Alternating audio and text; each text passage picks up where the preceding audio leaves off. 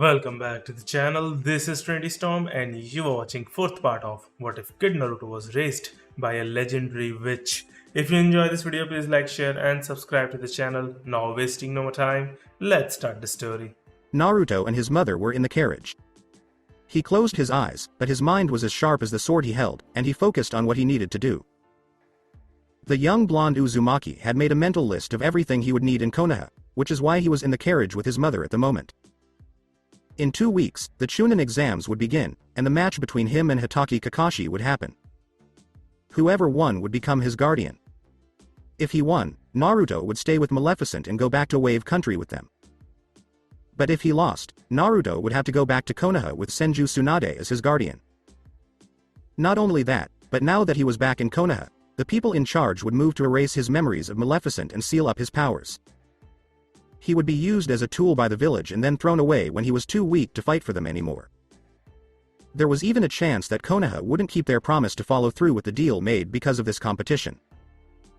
So, one of the reasons they were going to Konoha now was so that they could learn the lay of the land in case something like that happened. Maleficent could easily use her powers to get away and take Naruto if she was close enough, but who was to say that Konoha wouldn't use a chance to keep them apart long enough to stop her? It was best not to risk anything. Naruto also wanted to find out what his real parents had left him as an inheritance and what had happened to the Uzumaki clan's wealth that Konoha had kept for itself. Surprisingly, Maleficent herself wanted to stay in Konoha during the time before the Chunin exam finals to see if there was anyone or anything there worth saving. While she was away, the Dark Witch put Itachi in charge as regent until she came back. She did this to keep the man away from the always angry Uchiha clan. Anko was supposed to go with them and be an extra set of eyes to make sure that none of the other ninja who would be around them tried to kill them. Maleficent asked Naruto, "Are you excited to go back to Konoha after so many years?" Naruto shook his head no. "Not really. I'm just doing this to end Konoha's claims to me once and for all," Naruto said, as Maleficent smiled and thought about the orb on her staff. "Do not worry, my child. I won't let anything happen to you. I can see your future. Your destiny. You have a purpose beyond being this village's weapon of war. One that cannot be denied nor controlled. Merely unleashed. Fight with all your strength, all your power, and all of your love for me. Do all of this and you will win the day against your father's student," replied Maleficent calmly while Naruto nodded since he intended to do just that. Naruto said, "Part of me wishes Gaara, Karen, and Tayuya were here with us, since Gaara had to stay behind in Wave to catch up on his sleep and keep practicing using different element-based ninjutsus. You know why they had to stay behind, Naruto. Gaara's mind is still healing from years of not sleeping. It's not something you can fix in a few months, my son. The same goes for your cousins. They all need to train without prying eyes spying on us and catching glimpses of them. Don't worry. Itachi will keep an eye on them while we are gone. They have come a long way since they arrived on our doorstep." "I know. In a way, I was being selfish," Naruto said. Maleficent laughed in amusement. Maleficent said, "I understand, my son. You will see Gaara, Karen, and Tayuya soon enough.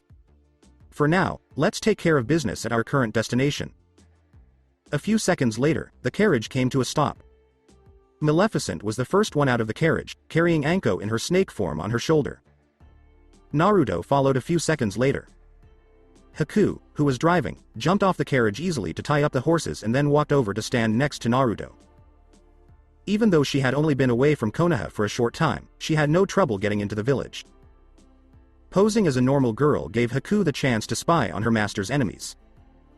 She could go to the same places Kakashi went when he wasn't training himself or his team of genin.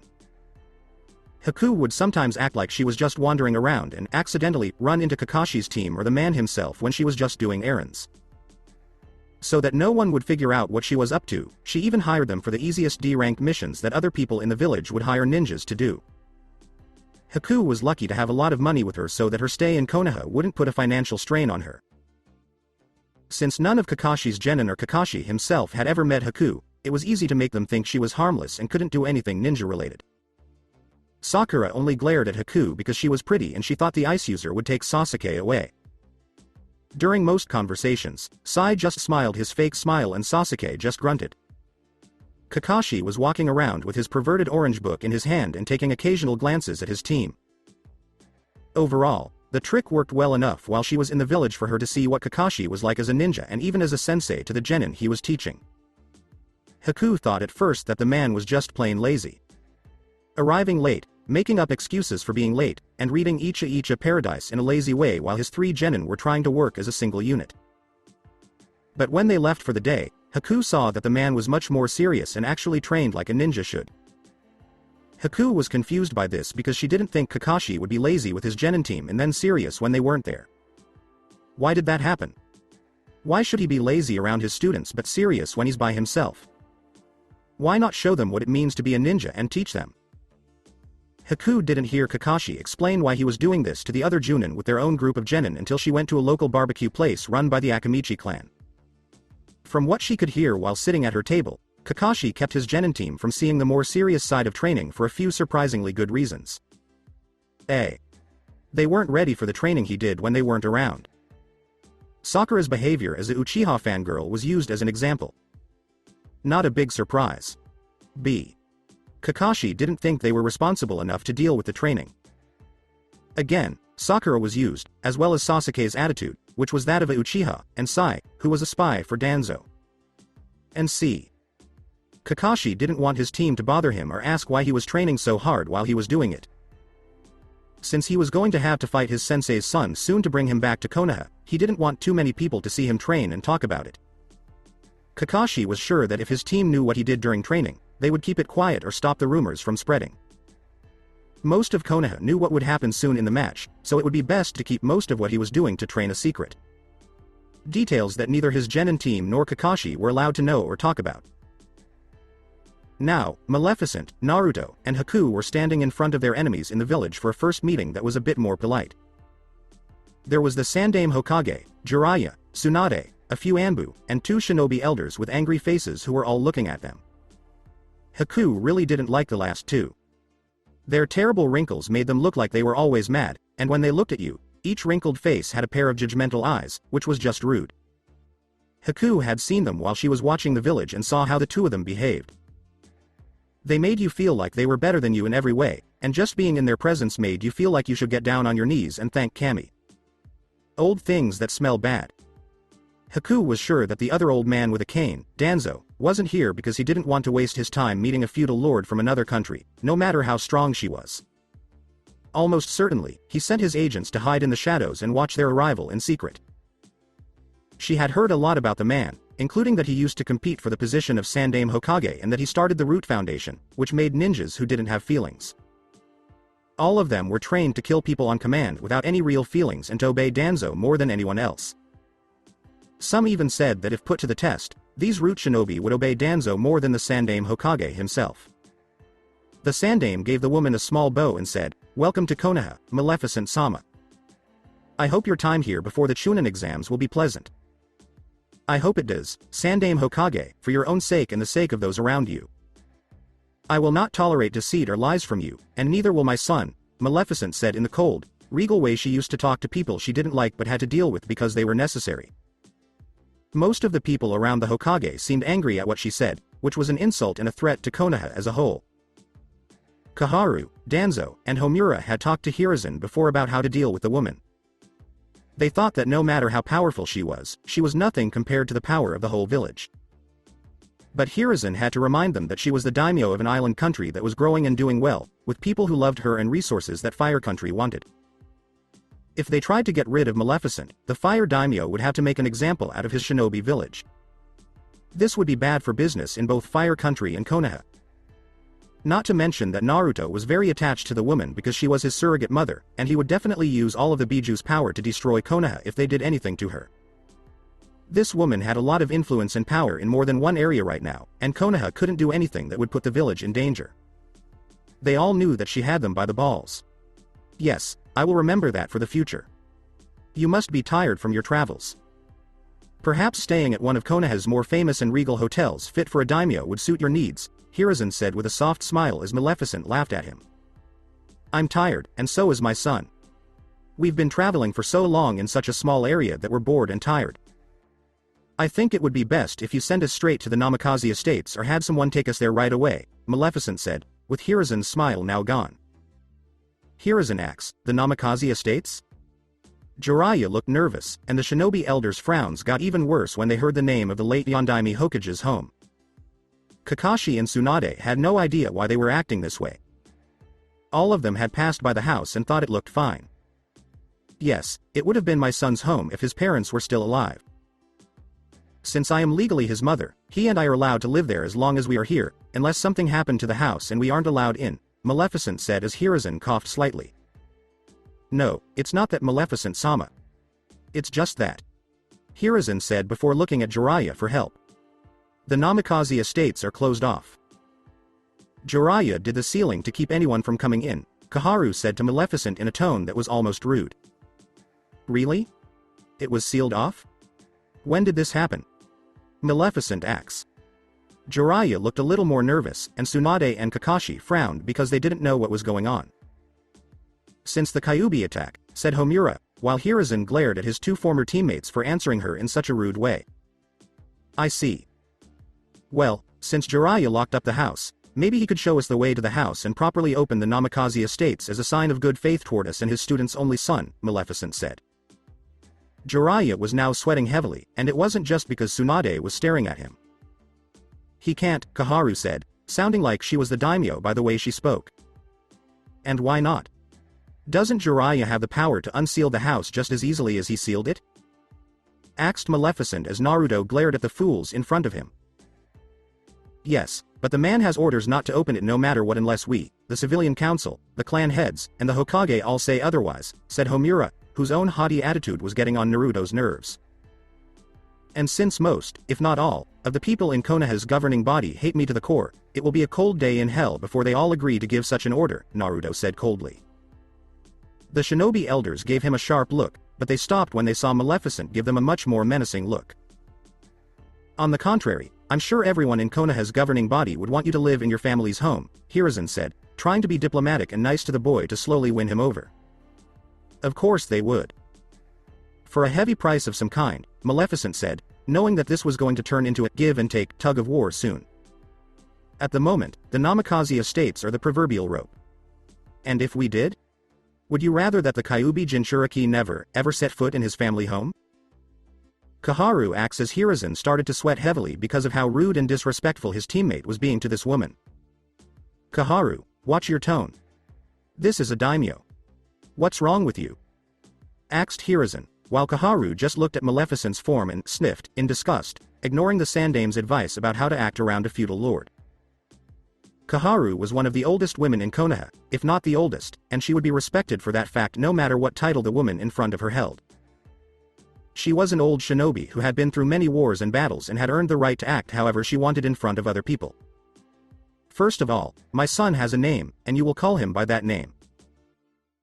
If you don't, I will rip your body apart from the inside out, and I will make sure you are still alive when I do it, Maleficent said to the old woman, who looked like she had just been told her whole life was pointless and she should go jump in a ditch to die.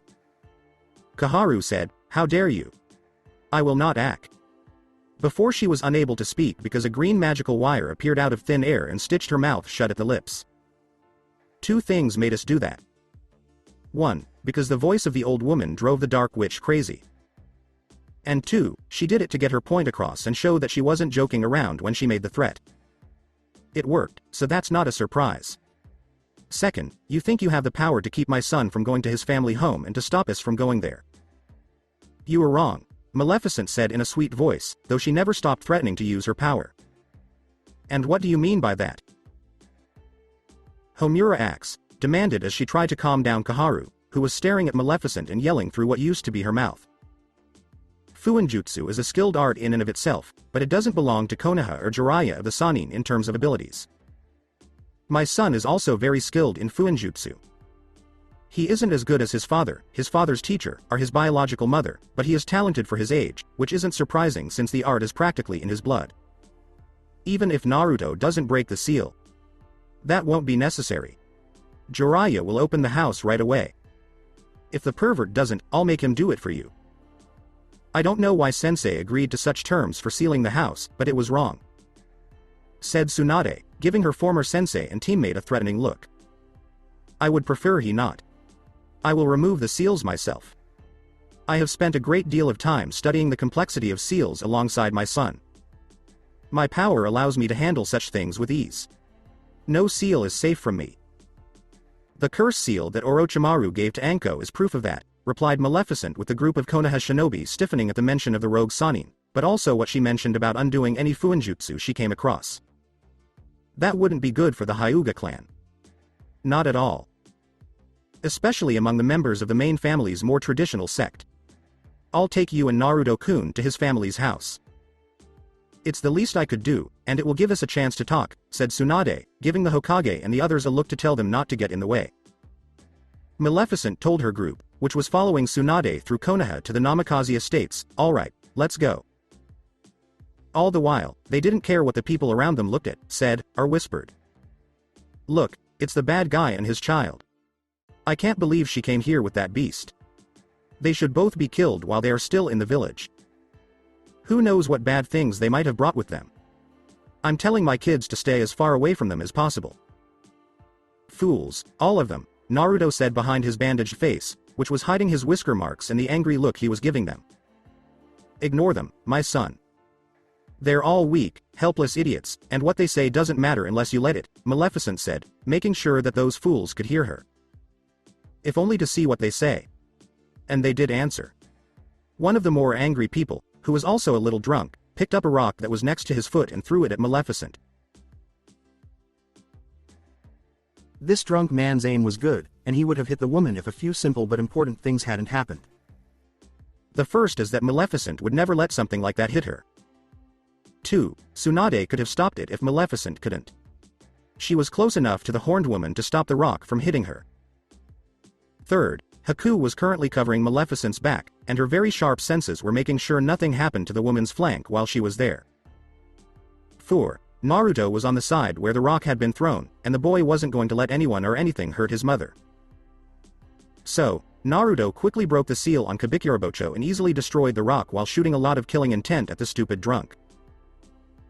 "If you do that again, I'll hang you by your own intestines while you're still very much alive," Naruto told the man as he peed himself and ran away yelling about demons coming back to Konoha to bring hell on earth. Or something like what he said when he was drunk. The man's slurred speech made it hard to tell. A bit over the top, don't you think? Asked Tsunade when she saw Naruto put the blade on his shoulder and glare at her. "Not at all," Naruto said, while Maleficent smiled at him. "If anything, I was too kind to the fool and let him live with all his limbs," Maleficent added. "Such a loving child. Every mother's dream is to have a son like him. So caring. So devoted. So protective. You missed out on something wonderful, Tsunade-san." "I've never met anyone like this child," Maleficent said as she was about to crush the drunkard with her power, but he ran away in fear and terror because of Naruto's actions. She would let the fool live in fear for now, but she would curse him to blow up suddenly in front of anyone he cared about one day.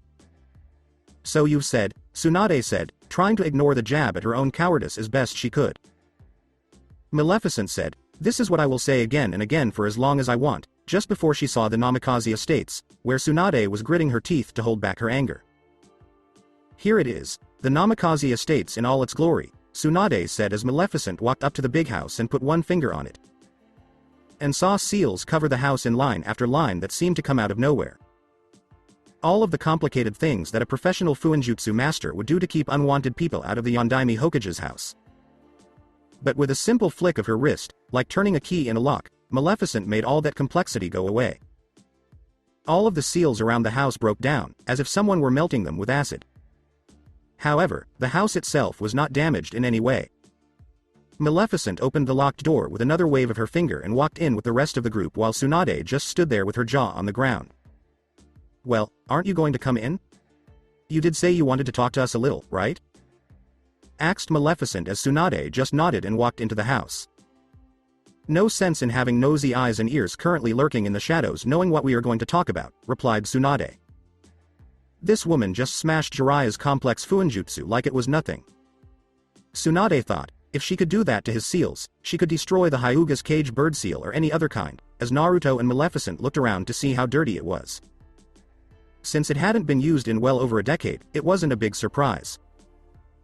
With another bit of magic that spread through the house, the dustpans, brooms, and other cleaning tools came to life and started cleaning the house. Again, Just seeing all of these things come to life on their own is enough to make Tsunade gape like a fish. Everything that makes sense in the world, if not the universe, says that this is impossible. When Naruto and Maleficent see this look on the Senju woman's face, they both feel a bit of satisfaction. Once the couches and chairs in the living room were clean enough to sit on, Maleficent said, "Sit down. We have a lot to talk about." Tsunade asked Naruto, who was looking at the stairs to see what they looked like, "Where do we start?" Maleficent said, "From the beginning. Naruto, you can either stay for this or go upstairs to see the rooms there." She knew what he wanted to see, so she said, "You can stay for this or go upstairs to see the rooms there." The room that would have been and should have been his. "I'll be upstairs," Naruto told Haku before he went to check out the kitchen. Haku said, "I'll clean up the spoiled food in the kitchen," before she went into that room. Naruto reminds me a lot of Minato. From what I've heard, he acts a lot like Kushina when it comes to pranks, and he has a seemingly endless supply of energy, said Tsunade, and Maleficent nodded because she knew that children often act like their parents in more than one way. "I think so, even though he doesn't know much about his parents, other than the fact that they sacrificed their lives to keep him from dying on that fateful night," Maleficent said, making the Sannin wince because the village's leaders had decided to erase the Uzumaki clan from history books and bury much of their history beneath Konoha. "I wasn't there when they made that decision. When I found out, I yelled at Sensei and told him he had no right to let such a shameful thing happen," Tsunade said, but Maleficent didn't say anything in response. The snake on her shoulder gave a small hiss at the Sannin, whose eyes were glowing, and then gave another hiss. Maleficent said, "I hope you did yell at him, since he buried your grandmother's clan's history, which you could have fought to keep alive if you had stayed in Konoha to raise the boy." Anko had just told her what she already knew. This woman in front of the former fairy queen was part Uzumaki, and if Maleficent thought the woman was worthy, she could awaken more of her Uzumaki side. "Please stop, Your Majesty. I didn't come here to argue with you and get harsh words thrown at me. I wanted to talk about Naruto and what will happen after the Chunin exams," Tsunade told Maleficent, whose eyes narrowed at her. "There's nothing to talk about after the Chunin exams. Once my son wins his match against Hitaki Kakashi, my child will go back home with me to wave. Konoha will never have anything to do with Naruto," Maleficent said sharply to the Sannin, while Tsunade shook her head. "Sarutobi-sensei and my teammate Jiraiya will not let that happen," Tsunade said as she told Maleficent about the backup plan her sensei and Jiraiya had made in case Naruto won his match. "I see. Sore losers to the end, it seems. I'll take care of that when the time is right," Maleficent said, but then she could feel her son's sadness and decided to cut this talk short. Tsunade got up from her chair, bowed to the woman with the horns, and left. She planned to come back soon to talk more with Maleficent. As soon as the Senju woman left, Maleficent ran upstairs to help her son, who was in a lot of pain. She found herself in Naruto's old bedroom, where he lived when he was a child. He didn't get to have a childhood.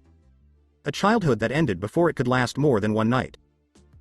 She walked into the room and stood behind Naruto, who was on his knees and crying in front of the crib that would have been his if both or one of his parents had been alive to raise him. The whole room was covered in wallpaper that was made to look nice to a baby's eyes. There were clothes, toys, and other things for babies all over the room. All of it had gathered dust, but the fact that it was still here showed that his parents really wanted him, and not just as a way to hold the biju he now held. Naruto whispered through his tears, "They made this room for me. Just for me," as Maleficent put her hand on his shoulder to comfort him. "Yes, they did. They wanted you, Naruto. Being the future vessel of Kyuubi had nothing to do with their decision to have you. They were forced to. You know this because I told you when you were younger," Maleficent said as her son nodded. "I know. I'm just seeing it here, seeing how much they love me in this room," Naruto said as he tried to hold back tears. "I know, my son. This room was built soon after we found out you were growing in your mother's womb. It was built with love. It was built with the hope that you would be raised and protected here in this house," said Maleficent as Naruto held the cradle in his hands and felt his mother's grip on his shoulder tighten. "Whoever attacked my family and whoever used what happened to make me suffer, I want them all dead. Every single one of them," yelled Naruto, and Maleficent nodded in agreement. "And they will, my son. I promise you. Those who caused your pain and suffering will face your judgment soon enough," said Maleficent as Naruto slowly regained control of himself. Konoha streets a week later. Naruto was walking around with a mask wearing Haku right by his side. They had started to look at the investments that his father and mother had made before they died. They went to the Hokage Tower to get the papers for those places, but they ran into some trouble there. Most of the people who were against him were those who agreed with the civilian council and the shinobi elders and wanted to keep him from getting the sealed documents that were rightfully his. After Haku used senbon needles to give him a few well-deserved black eyes, broken bones, and death-like states, the documents were in his hands. After visiting more than 6 shops, stores, and other places in the market district, Naruto said, half of these businesses are in financial trouble. They haven't made money in a long time.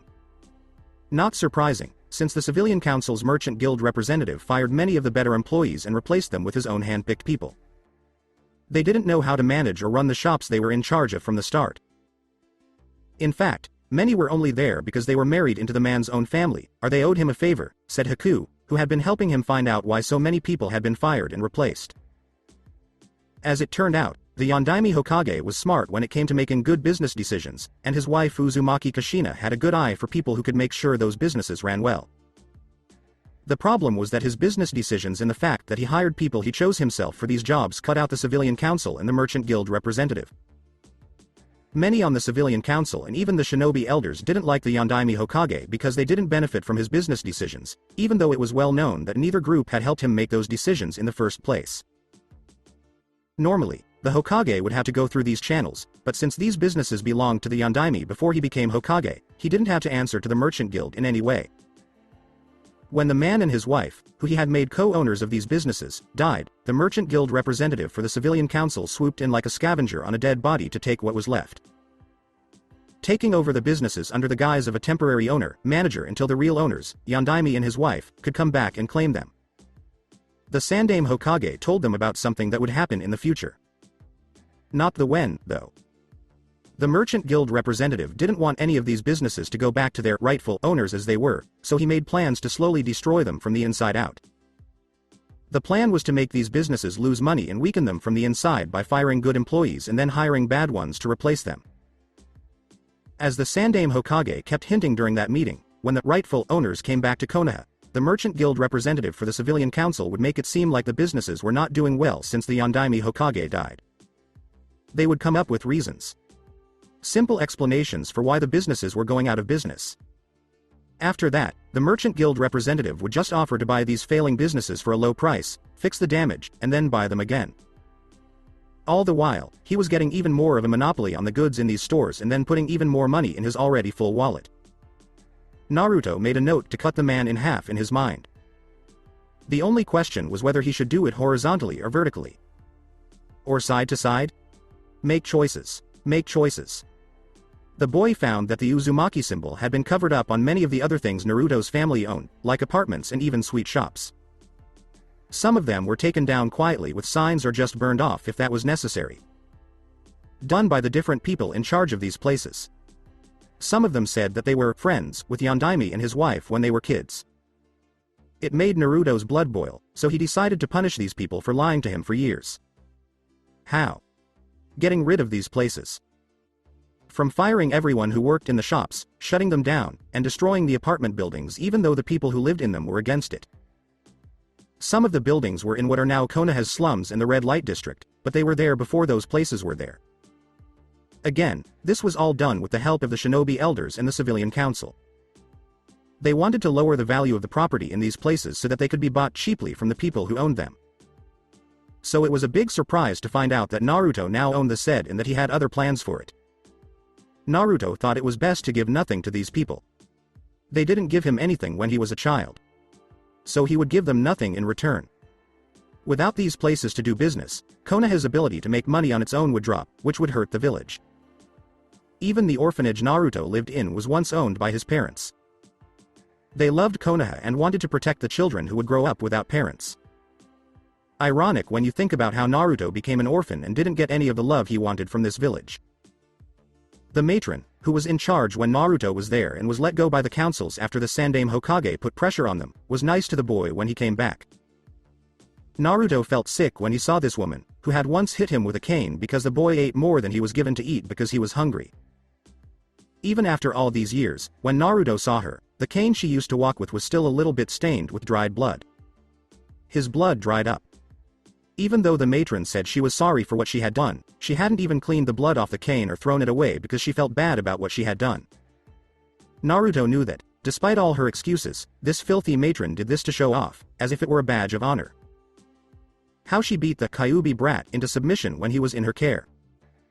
Naruto knew she told people about it, but he didn't know who she had beat with that cane until recently.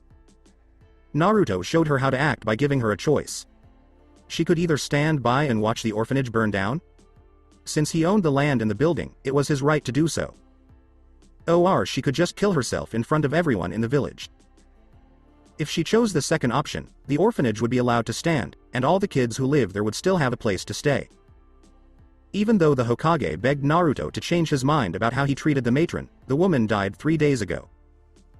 Naruto had told the Sandaime that this wouldn't have been a problem if he had done his job right and killed the woman instead of letting her go at first. When he was brought before the councils to explain what he had done, some of them said he didn't have proof of the abuse he said he had been through. Naruto's proof was the cane, which he kept for this moment and then threw at his feet for everyone to see. He then asked the different clan heads and the Hokage what they thought about the situation, but he didn't ask the councils. That if they let something like that happen to their kids? To let the dried blood of their children stain this thing like his own did?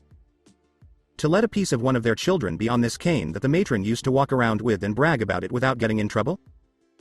Needless to say, the topic of Naruto's actions was dropped, and the Uzumaki stomped his sandaled foot on the cane right in front of them to break it.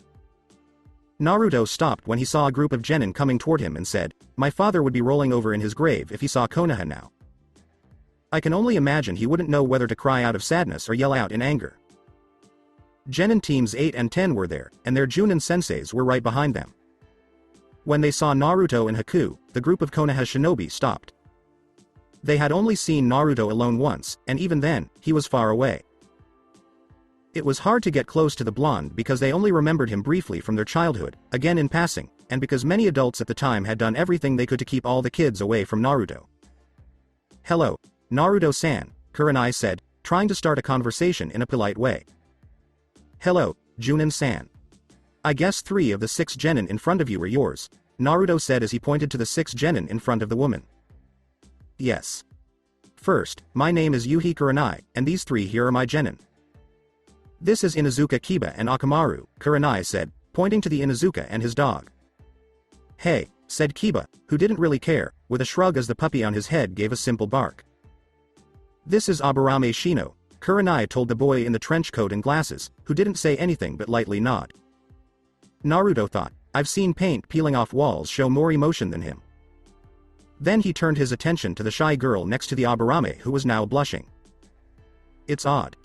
He felt like he knew the girl. But where did they know each other? Kurenai finished by saying, and this one is Hyuga Hinata, but Naruto could tell that the woman thought the Hyuga girl was extra special.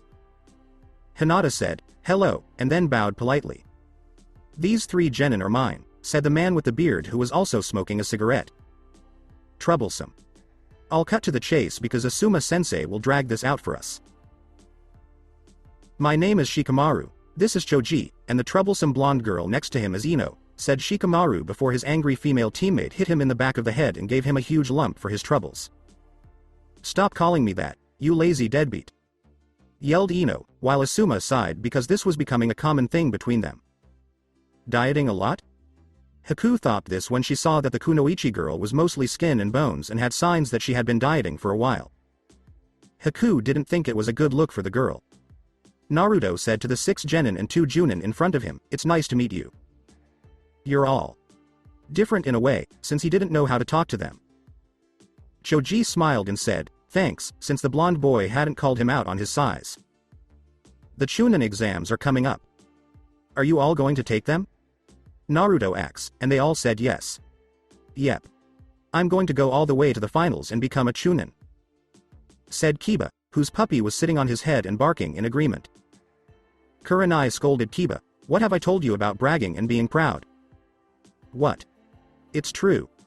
I'm going to win, as long as Shino or Hinata don't mess things up for me, said Kiba. Shino didn't say anything, but Hinata winced and looked down a bit at the idea that her own teammate thought she was basically dead weight. Naruto closed his eyes for a moment. Naruto said, I think it should be the other way around, Kiba-san. They should be more worried about you, and you shouldn't mess things up for them. Kiba was angry, and Hinata was surprised and blushing a little. Shino kept his calm attitude. Really, the boy needed to speak up more. Kiba got in Naruto's face and asked, "What did you just say?" Haku had already hidden some senbon needles to stab the Inuzuka in the neck if he did anything to her master. Hinata yelled at Kiba, "Stop. You're not a good example here." As she tried to pull her teammate back. His hand knocked it away hard, and he glared at his writhing teammate. In that one swipe at the girl's body, the Inuzuka's clawed nails scratched up her arm pretty badly. In fact, Naruto could now faintly smell blood on the Hyuga girl's arm. "I'm not setting a good example? This kid just insulted me. I'm not going to take it lying down, and if you know what's good for you, you should know your place," said Kiba, who felt that any insult to him was an insult to his male pride and Inuzuka culture. The two genin from Team 8 couldn't talk anymore because someone quickly reached out and grabbed Kiba by the throat before lifting him off the ground. Everyone looked at the hand that was now attached to the Inuzuka's throat. It led to the shoulder of a body, which belonged to a boy with blonde hair named Naruto Uzumaki. "You are the one who should know better, Inuzuka Kiba. As for the insult, I only directed it at you because of your own disrespect toward the Hyuga, and the Aburame heir when boasting about your future greatness.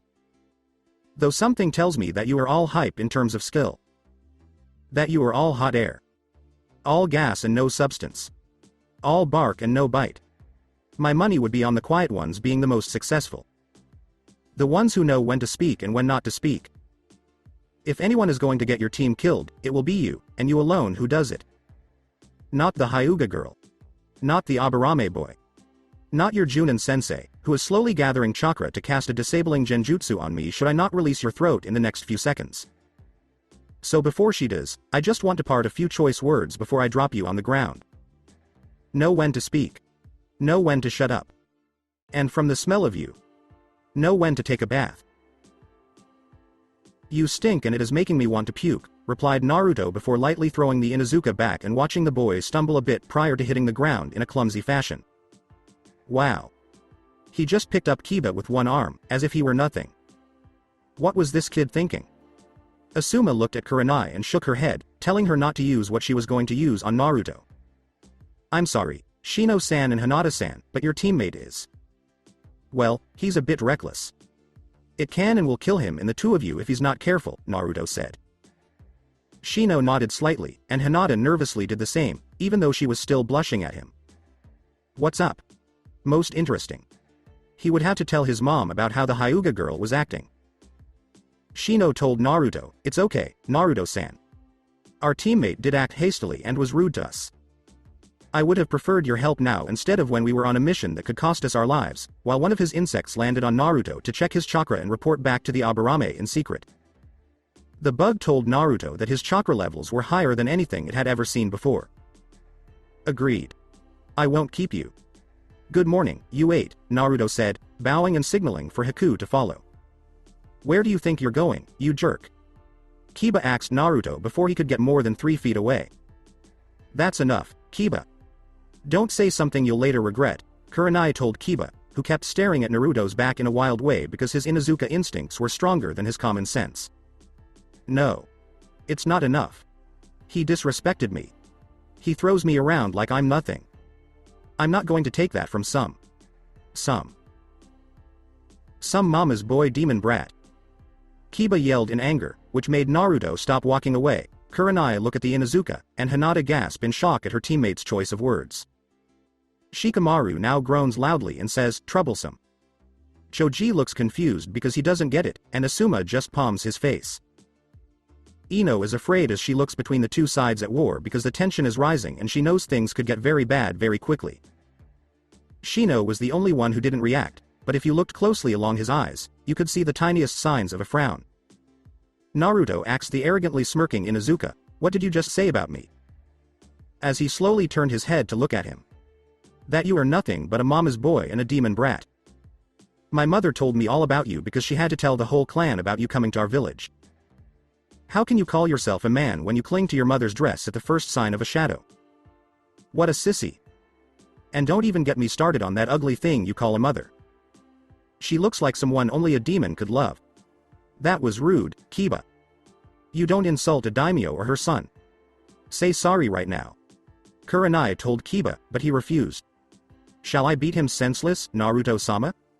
Haku asked, planning to do just that if her master told her to.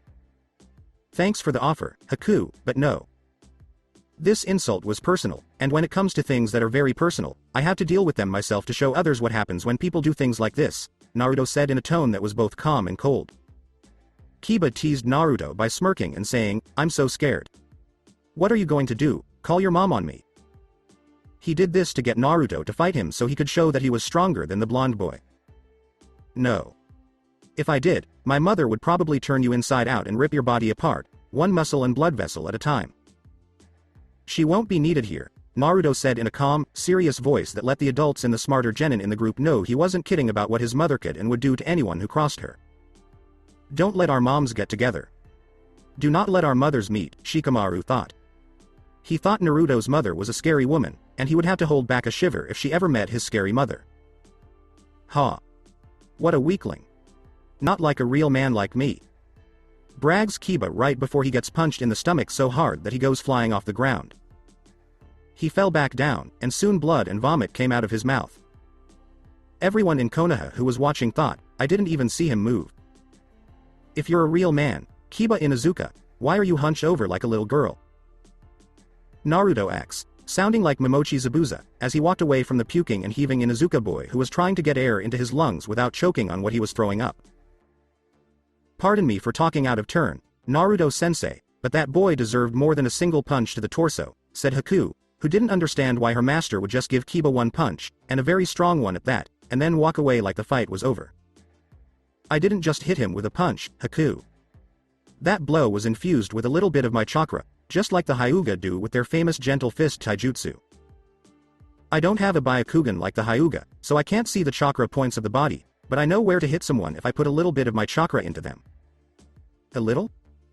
With all due respect, Naruto-sama, a tiny bit for you is about the level of a low Junin when it comes to releasing a tiny bit of chakra, Haku said. Naruto nodded, since his chakra control, even though it had gotten better through training, was still pretty bad compared to what others had. I get it. I also read some of the books in the Uzumaki library back in the old ruins of Whirlpool before giving them to Nami. If I did everything right, which I think I did when I hit the idiot, the force of the blow and the chakra I put into the hit on his stomach will cause some of his major organs, like his digestive system, to become temporarily unstable, Naruto said. Haku looked at him in shock. You mean he's going to? Haku asked, and Naruto nodded and smiled. Let's just say that the fool won't be able to go anywhere without his bowels falling out against his will. Not only that, but his stomach won't be able to handle the spicy food that his clan likes to eat, Naruto said with a smirk.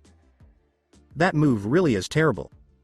Whoever made it must have been a master of taijutsu, said Haku, while Naruto laughed. In reality, the move is based on a joke that is meant to hit someone hard enough in public for them to throw up. It was never really perfected so that it could be used as a sneaky joke, because almost all members of the Uzumaki clan have a lot of chakra and so it couldn't be used as a sneaky joke. Now, publicly crush and humiliate your enemy with a single blow? That's a whole different story, Naruto said with a smile on his face as Haku sweated behind her mask. Are all of the Uzumaki clan's most powerful attacks just jokes? Haku thought as she walked with her master. What did you think of the genin teams we saw back there? Naruto acts in a more serious tone because he thought that hearing another point of view on them might be helpful. Unfortunately, they didn't live up to my ideas of what a ninja should be like, Naruto-sama. They weren't strong. A lot of whining. The only ones who knew what they were doing were the Aburame, the Nara, and even the shy Hyuga girl, Haku said, and Naruto raised an eyebrow at her.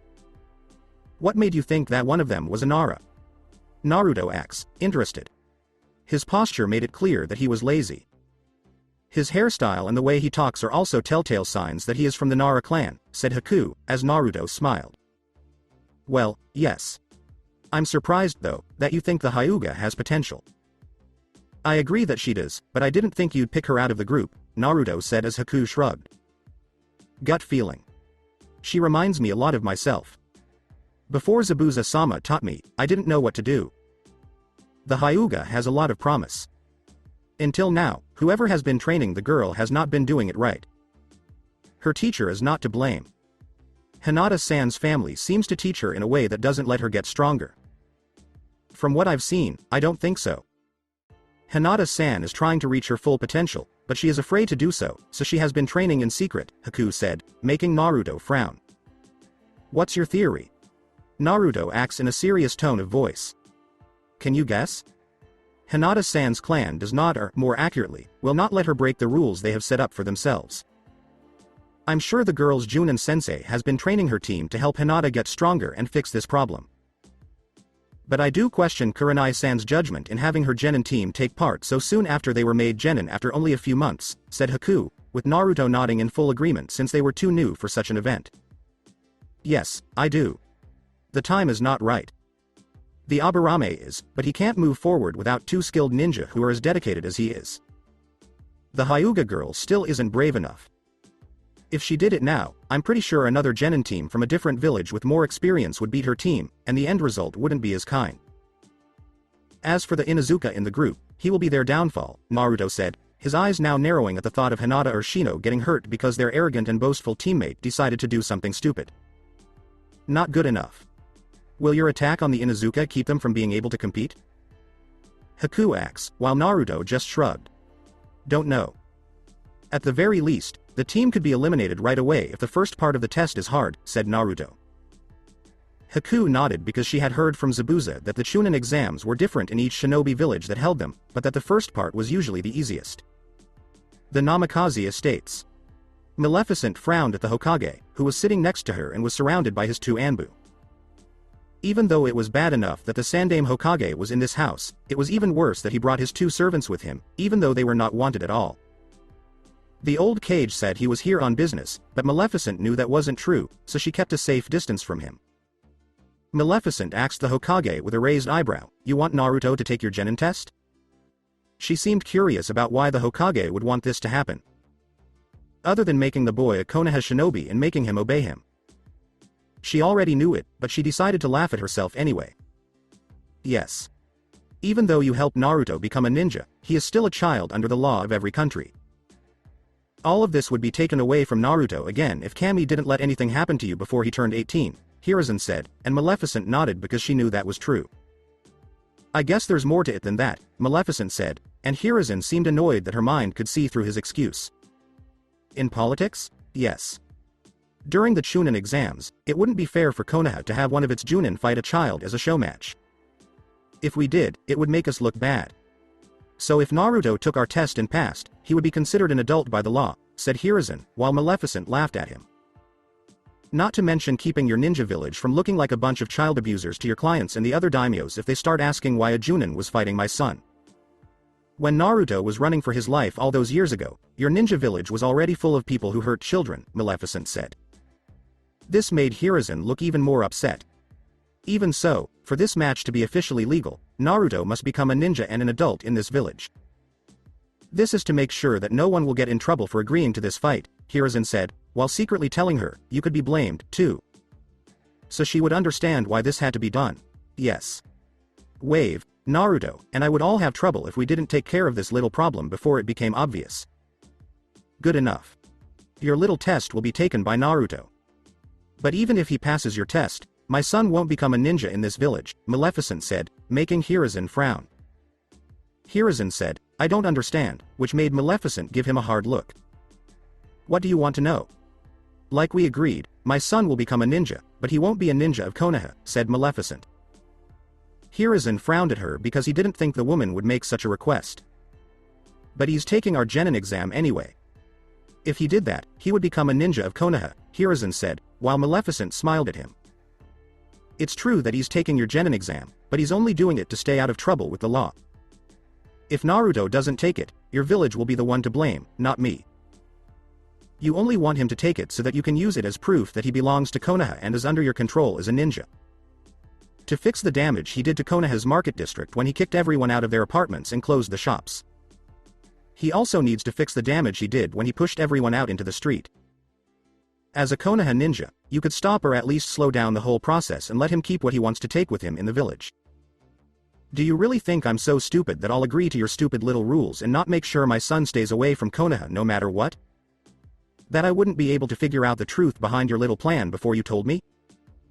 You think too much of yourself, Sandame Hokage, Maleficent said as Anko, the snake on her shoulder, hissed loudly at the Hokage. The boy belongs with Konoha, Hiruzen said in a loud, angry voice.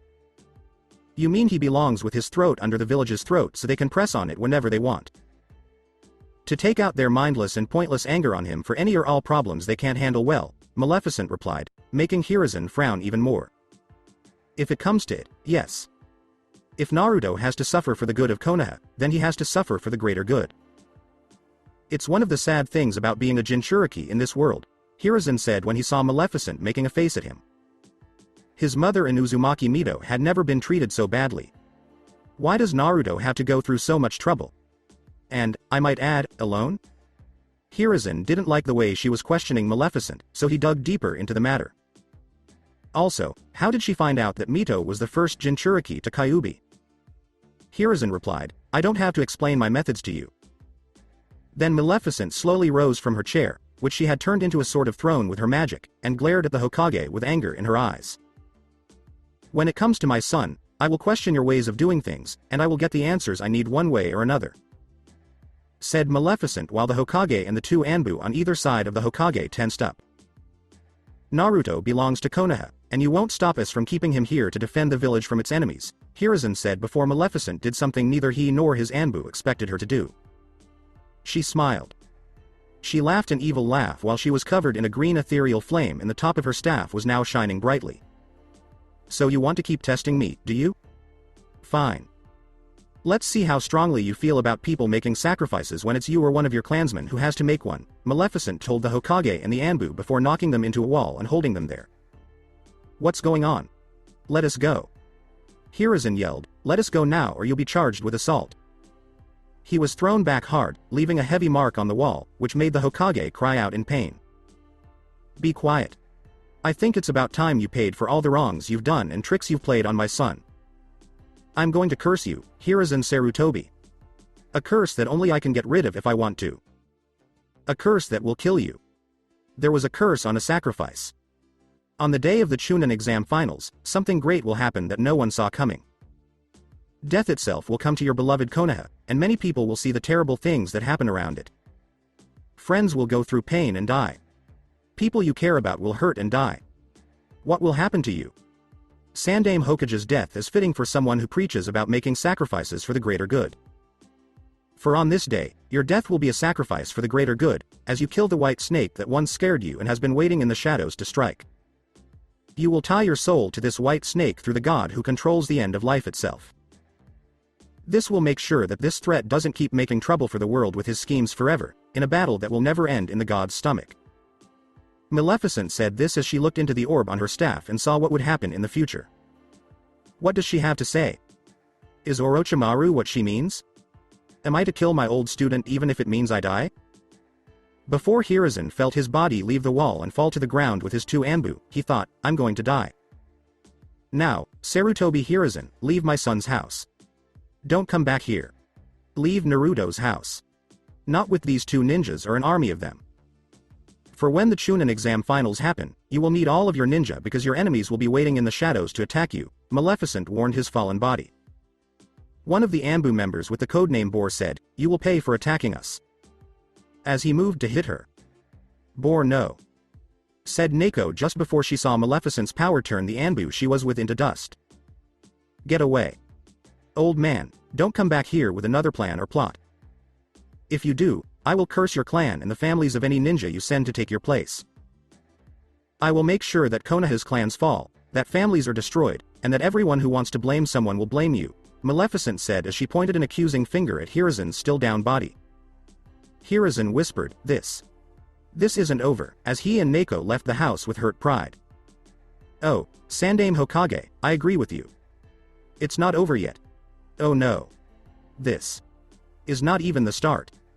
Maleficent said something ominous to herself, and her eyes were glowing with the same power. The former fair queen would make sure that the Sandame Hokage and all of his so-called supporters suffered before they died, whether they agreed with him or just did what he told them to do until they reached their own goals. Oh, sure. She would teach them to be humble and show them what it would cost them to try to use her son. And not only in Konoha. Oh no. They were just the beginning. First, Konoha would be shown how things should be done. Then Suna for what they had done to Gaara. Then there was Kiri, who started a pointless, bloody civil war between people with different bloodlines. Then Iwa and Kumo would do what she said if she thought what they did was just as bad or worse. And if Orochimaru or anyone else tries to fill the void she left by doing the same things that happened before she came back, will she meet them? She'd also break them. The same goes for Naruto. Maleficent walked with her son to the Konoha Ninja Academy with her usual simple elegance, ignoring the people as they went. Anko was in her snake form and around the Dark Witch's neck, watching for idiots who might try to hurt her mistress and, by extension, her son because of what he held. The blonde's mother told him he had to take Konoha's Genin test to graduate and become an adult in the eyes of this village and the rest of the world. This did not make him very happy. Like Maleficent, he thought it was Konoha's way of making him their property and getting him to fight for them so they could control him again. Naruto, on the other hand, was glad that his very smart mother was able to stop that part of the Sandaime Hokage's plan. In fact, Naruto found a headband in the room of his biological mother that he was sure belonged to her, even though the woman didn't wear it. Most likely, it was something important that a member of the Uzumaki clan gave to his mother when they were all together. She gave it to her so that she could wear it when she became a ninja to honor the clan. A black cloth headband with a metal plate that has the spiral symbol of the Uzumaki clan. Amino Iruka, an instructor at Chunin Academy, said politely to the tall woman with horns, "I'm sorry, Maleficent-sama, but we can't let you in the room with your son. I don't want to go in there with my son. I'll wait outside for him," Maleficent said. "Are you going to give my son's test?" asked Iruka. "Yes," Maleficent said. "One of them, yes. Myself and Mizuki-san will be the two Chunin who will be testing him in what he knows about being a shinobi. First, there will be a written test we have prepared for him to take, so he will be there for a while. Second, there are 3 standard jutsus he must perform in order to graduate. If he can do all 3, your son will become an official ninja," stated Iruka, as he saw Maleficent nodding, and turned to Naruto, who nodded too. "I'm ready, mother," Naruto said with determination. Maleficent nodded, kissed him on the forehead in a loving, parent-like way, and led him into the room before giving Iruka a serious look. "I expect your tests to be fair, Iruka-san. If you or your partner decide to make my son fail on purpose, the 2 of you will be wiped out of this world. Does that make sense?" Maleficent said in a stern voice, while Iruka went pale and nodded. "Be pleasantly clear, Maleficent-sama. I would never try to mess up a student's test." "I would get nothing out of it," said Iruka, who had always tried to be fair with his students and give them a chance to improve. "Good. Please pass this on," Maleficent said to the academy instructor who was already in the room. "I would hate for one of you to do something stupid that would lead to both of you being punished for something neither of you did and dying in a way that I can't even imagine." Iruka nodded and sweated heavily, but he knew right now that it didn't matter if he did something to mess up Naruto or not. If it happened, he would be guilty by association, and Iruka had already heard a lot of bad things about this woman. Maleficent waved for Anko to move closer to her mouth when she saw Iruka go into the room and close the door. The Dark Witch told her son's snake form to sneak into the room he went into. She then watched Anko's snake form move into the venting system for this floor. Anko herself stopped at a vent where she could see and hear what was going on in the room between the 2 instructors. Naruto was sitting in his chosen seat and was easy to see. Mizuki whispered to Iruka, "Can you believe we have to give this thing a genin test so he can become a ninja? You might as well give me a kunai right now so I can stab myself in the chest and avoid the horror of living to see it." "Shut up, Mizuki. It may not be what you want, but that's how things are right now. Besides, you should give the kid the benefit of the doubt. He seems nice enough. Just give him a chance," Iruka whispered, afraid that Maleficent would overhear this conversation and kill them both right away. "Give him a chance? Ha.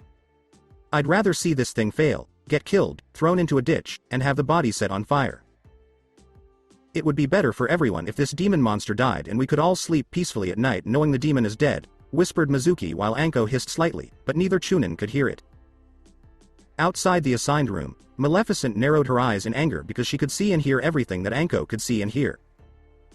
She thought that Iruka wouldn't cheat on his students just because they were different, and that he would have been a good example for Naruto at a different time. Maybe an older brother? On the other hand, Mizuki?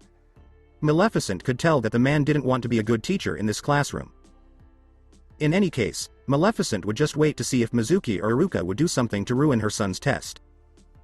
Suppose they did? They would know that stories about a mother's wrath were not just made up to scare the boys into being good. 1 hour later, inside the room. The questions in front of Naruto made him frown.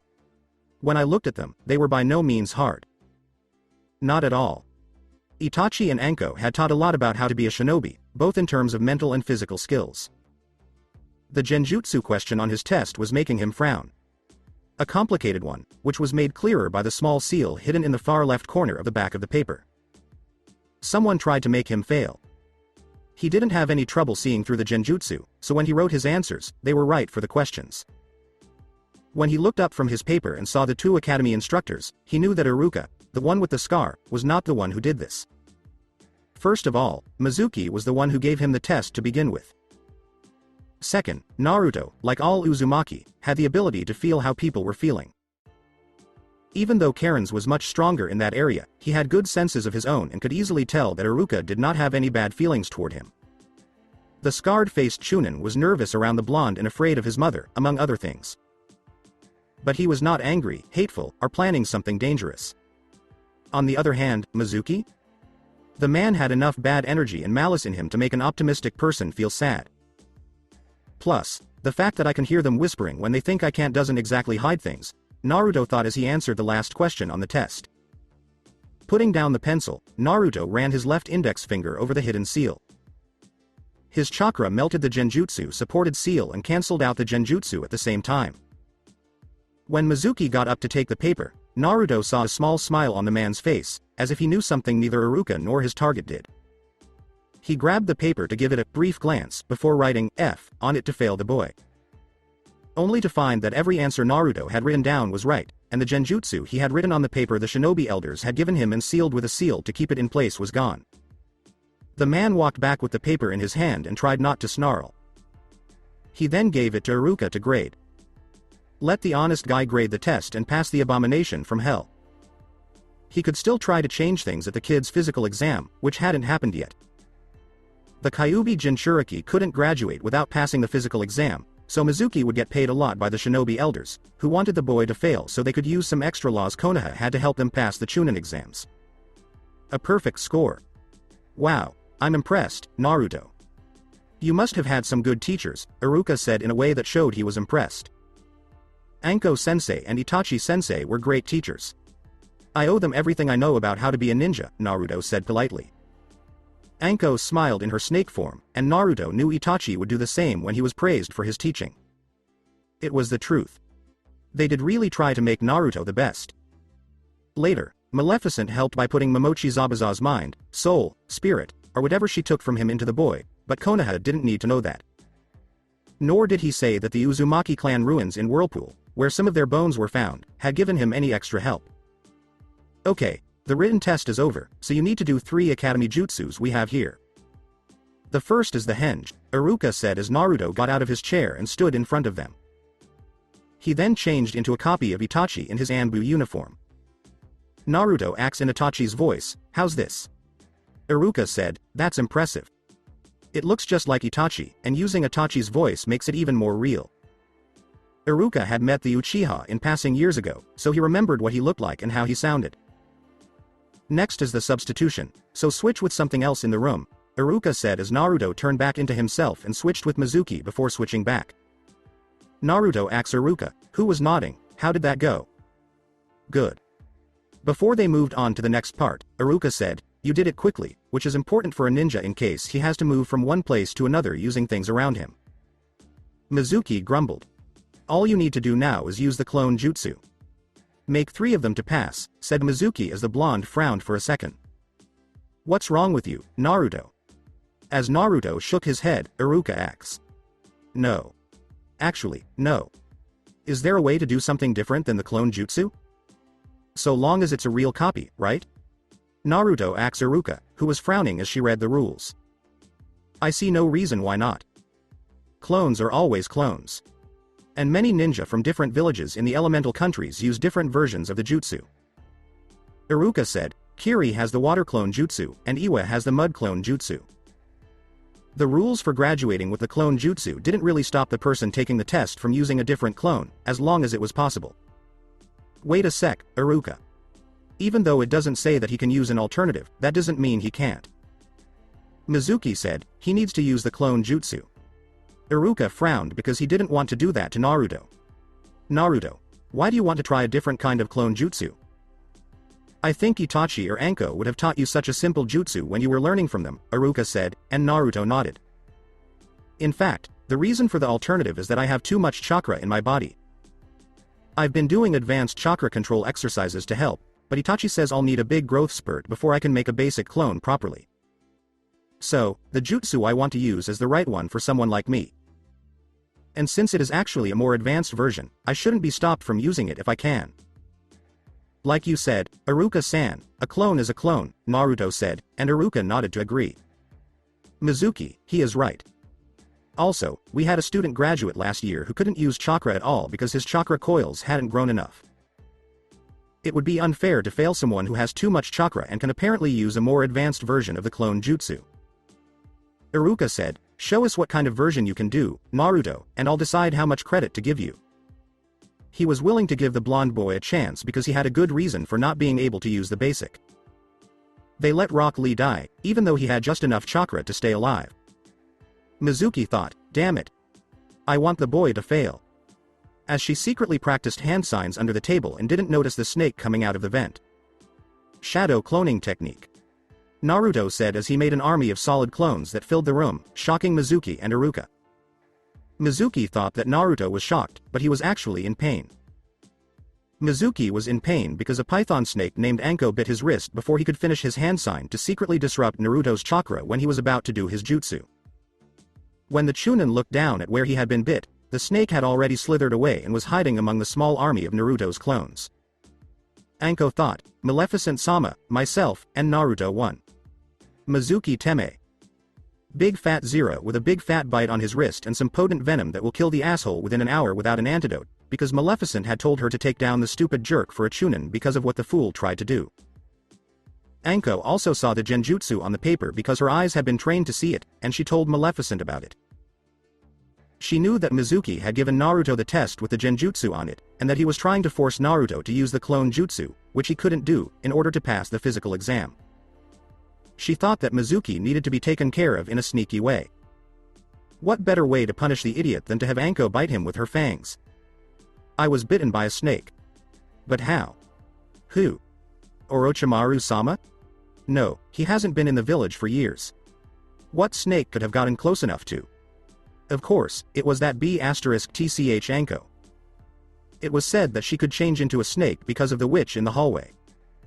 She must have been spying on me and somehow saw through my plans to make this brat fail. No need for the Chunin instructor next to him to act like a Boy Scout and make a big deal about things. Wow. Shadow Clone Jutsu is a very advanced form of the clone jutsu. If I'm not mistaken, it's also a forbidden one because it requires so much chakra that doing too many of them can kill you by using up all your chakra.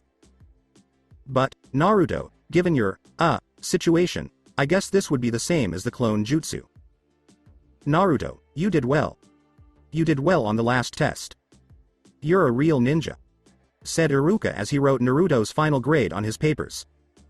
He gave Naruto a perfect score overall and extra points for the number of clones he made. He then gave the boy a headband. With all due respect, Iruka-san, I won't wear a headband with Konoha's symbol on it because of what it would stand for. I have a special one for this situation, Naruto said, showing the spiral-shaped headband of the Uzumaki clan that was tied around his forehead. Oh. Naruto, I'm sorry to hear that. If it makes you feel better, I think you would have been a great Konoha shinobi, Iruka said with a smile. He saw a lot of potential in the boy and didn't like the idea of him not being a part of Konoha. But he couldn't do anything because his hands were tied. At least Naruto was better than the usual brats who came to his class. Why were the good ones in his class so rare or not even from Konoha? Thank you, Iruka-san, but I can't be a ninja in Konoha because of my past and the way things are going. Thank you for being fair and honest with me during this test, even though your partner tried to do something, Naruto said as he left the room. Iruka frowned and turned to his fallen Chunin instructor. Only to see that Mizuki had turned pale, was drooling, and was now starting to twitch out of control. Oh Kami. Hi, Mizuki. Are you listening? Get a medic nin or a doctor on the line right away. Iruka said in a panicked voice as Naruto's clones disappeared and a snake slithered back to Maleficent's side without being seen. Congratulations, son. I hope everything worked out? Asked Maleficent. Naruto nodded and looked at Anko with eyes that said, thank you. Yes. According to the law in this village and everywhere else in the elemental countries, I am now an adult, Naruto said, and Maleficent nodded. Which means that if anything happens to me from now on, no one will try to claim ownership of you, Maleficent said. Naruto was happy to be an adult, but he didn't like the idea of his mother being so far away from him that her death would seem unimportant to him because he stood to gain so much from it. Mother, nothing bad will happen to you. I won't let it happen, Naruto said to himself in a whisper, but Maleficent still heard him. And she smiled lovingly at her son. Those fools had wasted a jewel of a child by trying to scratch and scar him until he was worth less than a pebble you find on the road. Ha! She would take this so-called flawed jewel over the most perfect pebbled rock in Konoha any day of the week. And if Maleficent had anything to say about it, this jewel would shine brighter than the sun. Orochimaru's base in Rice Country. So, my old sensei is having trouble with his wayward Jinchuriki. When Orochimaru heard about the old man's troubles, he said, how nice, with a smile on his face. No doubt the shinobi elders and Danzo were making things worse for the old monkey in terms of getting the Jinchuriki to heal. Even the Sannin knew his sensei's methods were different from his teammates, and Danzo when it came down to getting results. Not only that, but Hiruzen was starting to show his age physically and mentally it seemed when dealing with everything around him. Honestly, the man was too old to be Hokage. Sure, the Tsuchikage was in the same age range and could still fight with the best of them, but everyone knew being a Kage is a young man's game. Orochimaru knew his sensei was getting older with each passing year and the hardships that the old monkey could have handled in his youth were now weighing him down. The man should have stayed on the job as Hokage for a good 5 years after coming out of retirement before appointing someone else to take the job. Such a shame his sensei's aging appearance was surpassed only by his growing stubbornness to relinquish the title to someone else. Part of Orochimaru thought he should have kept his experiments hidden better before his former sensei found his secret lab. After the Yondaime died, the Sannin could have become the man's successor and done whatever he wanted from then on. Also, Orochimaru wouldn't have had to run away to the Akatsuki for a while to get away from Konoha's relentless hunt for him. Who knew the man would take it so personally? He has such a god complex. Not that the snake Sannin was one to talk, but it was the principle of the matter. That wench who always protects the leader of the Akatsuki took his hand off and took the Akatsuki ring from him. Or rather, she did take his hand off before he destroyed the hand in the ring in a final act of defiance. The only reason they were leaving him alone right now was to stay out of sight until they were strong enough to move. Sad, because Sasori was a great person to work with. According to our spies, Orochimaru-sama, there is more to it than that. Hiruzen thinks that Maleficent is trying to bring members of the Uzumaki clan together in wave under her own banner. We also think she is behind the kidnapping of Tayuya and Karen, even though we don't have real proof it was her, a lowly subordinate said. Ah, my 2 red-haired pawns. I never did find out if they really did have Uzumaki blood in their veins or not, Orochimaru said with a small frown on his face as he felt his pride sting again and was reminded that those 2 might have been taken away from him right in front of his eyes. The timing of their kidnapping from you and the demands made to the Fire Daimyo about the trade deal he made with him are very suspicious, the subordinate said before showing the official copy of the deal made between Fire and Wave. Yes, it is suspicious. This woman is looking for Uzumaki clan members. If Karen and Tayuya were Uzumaki clan members, this Maleficent would protect them, said Orochimaru as he looked at the Uzumaki clan deal and put things together in his sadistic mind.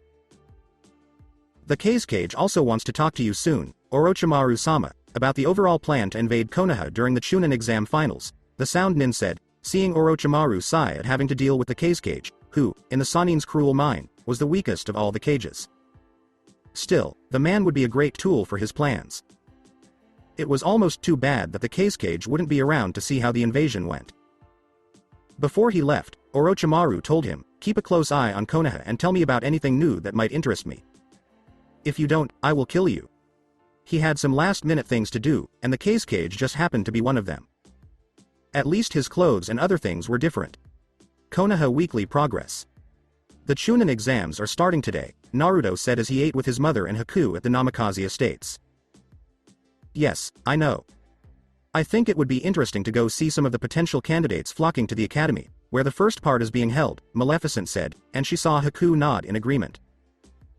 I don't understand why the three Junin sent their genin teams in so soon after becoming genin, said Haku, to which Naruto nodded and Maleficent shook her head.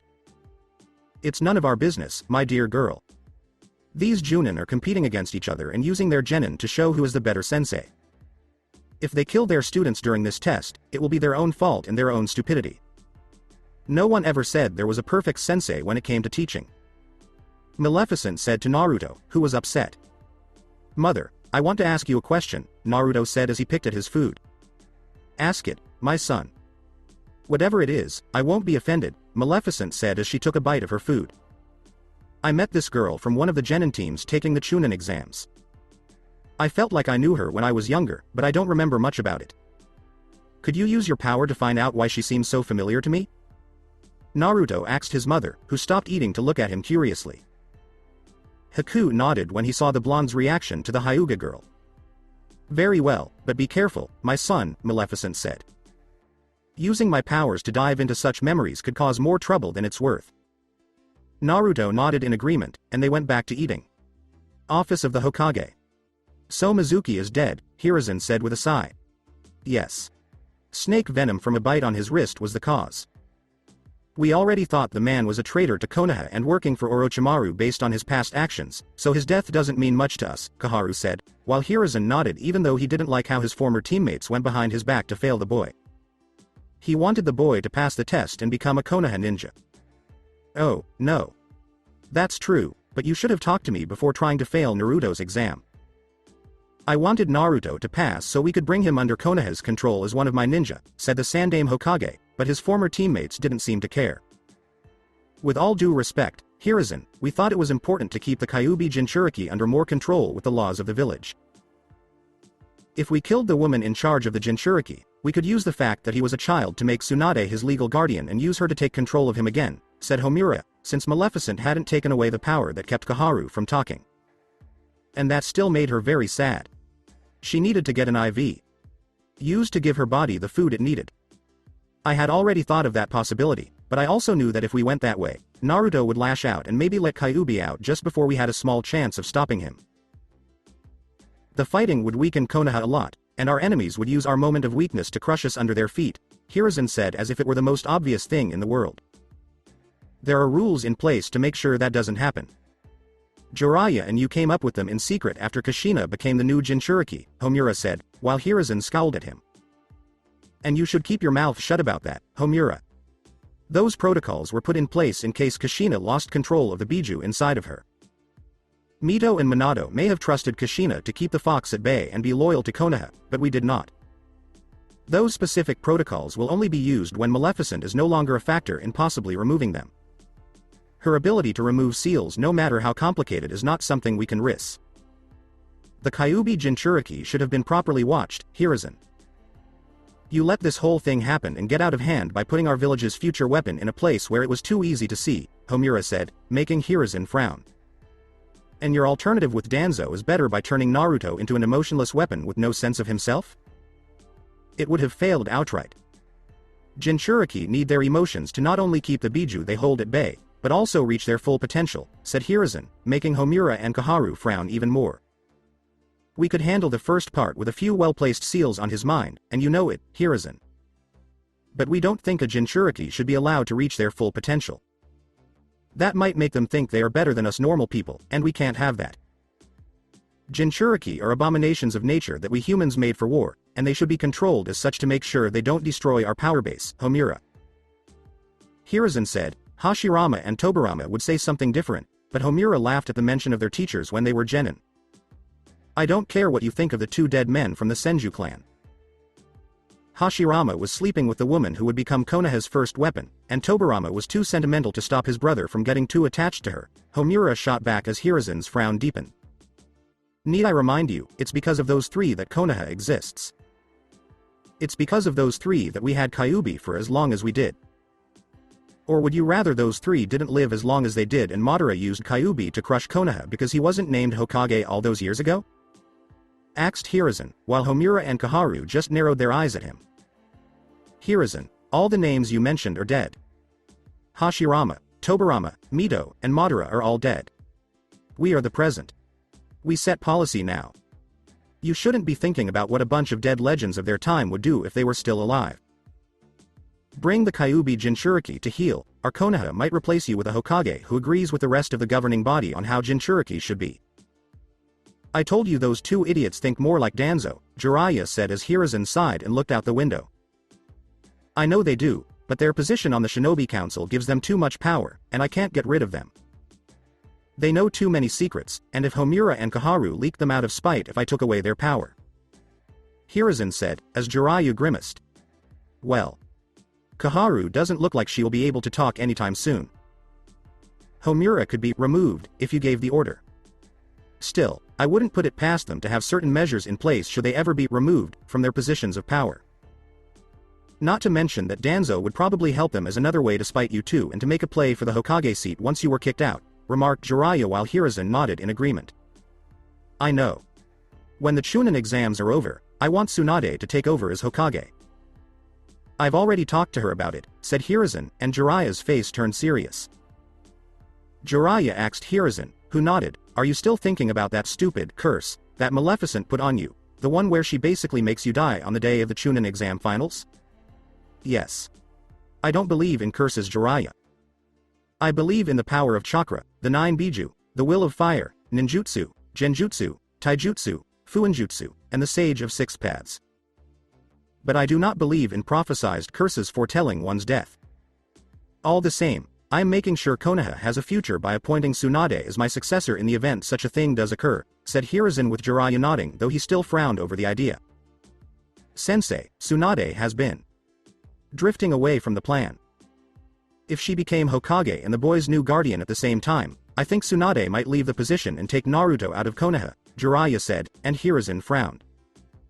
Hiruzen asked Jiraiya, I trust that if that does happen, you will be able to stop her. Jiraiya nodded to show that she agreed. I'll do it if she doesn't help, sensei. If that happens, I'll also take Tsunade's place as Hokage, said Jiraiya, who knew that Konoha would need a good Hokage if Hiruzen died and Tsunade didn't want to be Hokage. Hiruzen told his old student, Jiraiya, I know, and we have to stop this woman Jiraiya no matter what. Don't worry, sensei. Kakashi will win. Once Naruto is on the right side of the law, things should get easier for us in the long run, Jiraiya said, and Hiruzen nodded in agreement, but he had some doubts. The Sandaime asked Jiraiya, how is Kakashi doing with his training for the match? Jiraiya just shrugged. Jiraiya said, his progress is steady, so he should be ready for anything Naruto throws at him. Hiruzen was thinking about something else at the time. Hiruzen asked Jiraiya, who was thinking, do you think Naruto will use the Kyuubi's chakra? Do you believe the boy has been given access to it? Maybe. Maybe not.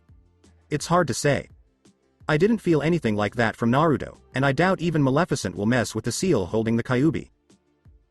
If anything happens to the seal, the Gaki will die, and I don't think Maleficent will risk it knowing that, Jiraiya said, and Hiruzen nodded. Even so, get ready to fight its power if Naruto decides to use it against us, the Sandaime told Jiraiya, who nodded and jumped out the window. At the moment, Namikaze states. Are you sure about this, Naruto? The memory of this girl or the girl herself might not be as important as you think, said Maleficent as she sat in front of her meditating son. I know, Ka-san. I just want to know why the memory is fuzzy and why everything around her seems strange to me, Naruto asks, feeling like he needed to scratch this itch or else his mind would go crazy. Okay, look at the girl and stare into the orb on my staff. Think about the memory you have of her and let your mind wander, Maleficent told Haku and Naruto as she used her magic to make the memory in the orb clearer so they, Naruto, and Haku could see it. Naruto was 5.6 years old in the flashback. He went to the park. By myself. His clothes were a little dirty, but compared to other times, they were clean and not even torn. Things were getting better for him. He was so lonely that he only needed one friend to play with. All that Uzumaki, the blonde, wanted was a friend. One buddy. Even just for today. Was that asking too much? The parents of the kids around him told their kids to stay away from the demon boy, or they would get in trouble. When they asked why they should stay away, or why they would get in trouble, the parents would just say, Do what I say, or, because I said so, and then they would take their child or children away from Naruto. Do you agree that the adults are doing a great job as parents? In any case, Naruto was alone in the park, wandering around and hoping a friend would come along and play with him. Even if it's just for a day. 1 hour. Maybe even half. He just wanted to play with one friend. As Naruto walked around some more, he heard a noise, or rather a couple of noises, that caught his attention. Most of the time, kids were talking. But it was the way they talked that gave it away. They were laughing, which was normal, but Naruto thought their laughter didn't have the same happiness that a child's laughter has. This was a cruel kind of laughter. He had heard about the same kind of laughter when adults picked on him. Naruto peeped out from behind a bush and saw what was making the familiar sound. What he saw didn't make him feel good. Not at all. What a wimp. What the heck? What's up? Don't cry. A group of kids who were a few years older than Naruto were making fun of him. They were at least twice as old as he was, and some of them were twice as tall. They all had the same mean look in their eyes. The only difference between these kids and their parents now, besides their age and youth, was that these kids didn't say hurtful things about him. The adults, on the other hand, said much more mean and mature things. The words were meant for a girl. A girl with blue hair, white skin, and lavender eyes, which made people think she was blind, but she wasn't. This girl was the same age as Naruto, and she was scared of these boys who were picking on her because she was different. Those losers. The girl's parents were nowhere to be found. Naruto knew that not everyone had both parents, and that some people didn't even have parents. That much was clear from how cruel the orphanage was when the matron and her bloody cane of doom ruled over the kids there. But even so, no one should pick on a helpless girl who went to the park to have fun and maybe make a friend. He's good. Naruto saw a great chance to do the right thing and make a possible friend at the same time. He jumped into action and attacked the bad guys in a sneaky way. The attack itself was not very clever or smart. It worked though. Naruto had sneaked up on them and jumped on the biggest, tallest, and strongest one of them, biting him in the ear. The bad leader of the group screamed in pain and fear when he saw what had happened, like a little girl seeing an insect crawl up its leg for the first time. The jerk was so scared and in so much pain that he was running around like a wild animal and hitting his friends when they tried to calm him down and get Naruto off his back, which they had now noticed. Most of the boys in the group were knocked out, and the leader ran away while crying to his mother about a small cut on his ear, which was caused by a 5-year-old's sharp teeth. Naruto asked the shy girl, "Hey, are you okay?" She looked at him in awe and could only nod in response to his question. "Why yes. Who are you?" The girl asked, hoping in her heart that he wasn't another bully like the others. "My name is Naruto Uzumaki. What's yours?" Naruto asked as he helped her stand up. Hyuga Hinata, Hinata said shyly as she looked at him. "Hinata? That's a nice name. It suits you," Naruto said with a smile, making the girl blush even more. Hinata-sama, Hinata-sama," said an adult who showed up seconds later and had the same eyes as the first person. Though they didn't show Naruto any of the warmth that Hinata's had. "Ko-san," said Hinata happily as she looked at the person her father had sent to watch over her. Ko scolded the girl, "Hinata-sama, where have you been?" Your father would not. But he stopped when he saw Naruto standing next to the girl. And then turned his eyes to the blonde. Hinata said, "Some bullies were bothering me, and Naruto-kun saved me from them."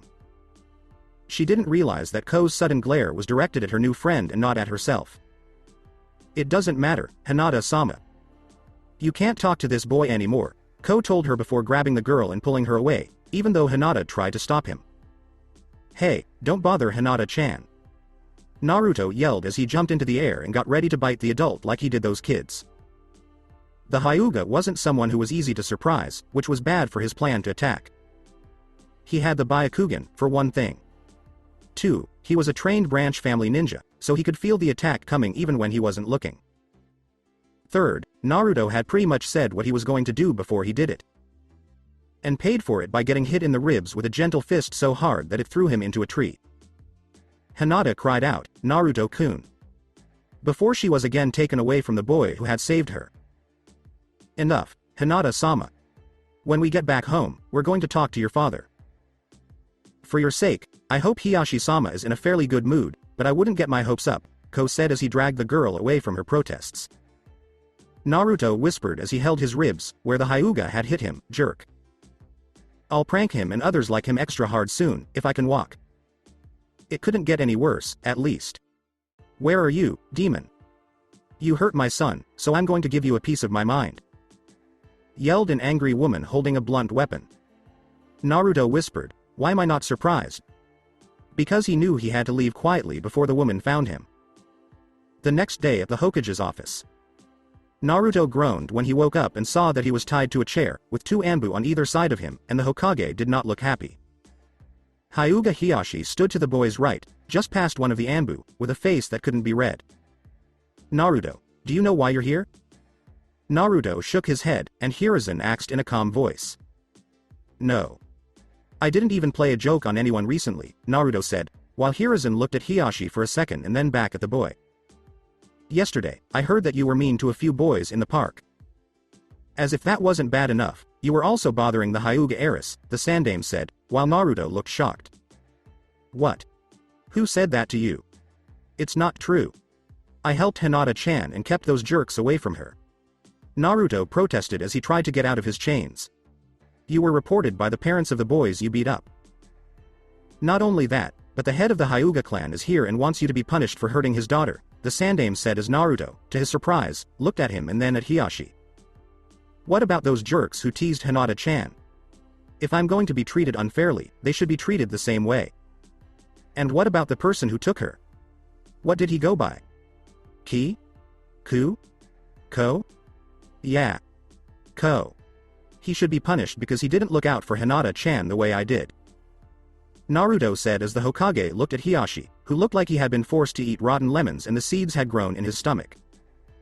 No matter what, Naruto, you had no right to be with those boys. As for the Hyuga who is supposed to watch over little Hinata, Hiyashi told me that Ko has been trained well and has a new guardian when he is outside the clan walls. The only thing left to do is punish you, said the Sandaime Hokage, as Naruto kept frowning and staring at him. Why aren't those mean kids getting in trouble? As Hiruzen looked guilty for a second, Naruto asks. Those bullies, as you call them, Naruto, are the sons or close relatives of several council members who helped me run Konoha. They've made it clear that you need to be punished, or else they'll make my job harder, Hiruzen said, as the boy scowled and looked like he'd been betrayed by someone close to him. And what's going to happen to me? Naruto asks, knowing that the punishment would be, at the very least, painful. Naruto, I am not your enemy. I was able to find a solution that worked for everyone involved in this matter. The council members who knew those boys told you that you needed to be severely beaten. Even in public. Hiyashi has offered to make them happy by hitting you a few times with his gentle fist taijutsu in this room. These blows will hurt a lot. Again, I was able to get everyone to agree that was going too far. So, I've decided that your punishment will be to forget about what happened and about Hiyashi's daughter, said the Sandaime, while Naruto looked horrified at the thought of forgetting about his first friend. What? That isn't right. I just made friends with Hinata-chan. Naruto said as 2 Anbu held the boy in place on either side of him. Naruto, I'm sorry, but it's for the best. Hiruzen said, I promise you things will get better in time, while Naruto glared at the man even harder for betraying them. Liar, Naruto whispered in an angry voice, which surprised the Hokage for a moment. The old leader then gave a nod to Yamanaka Inoichi, who was standing behind the boy. After some pushing back, yelling, and finally one boy falling over, the process was over.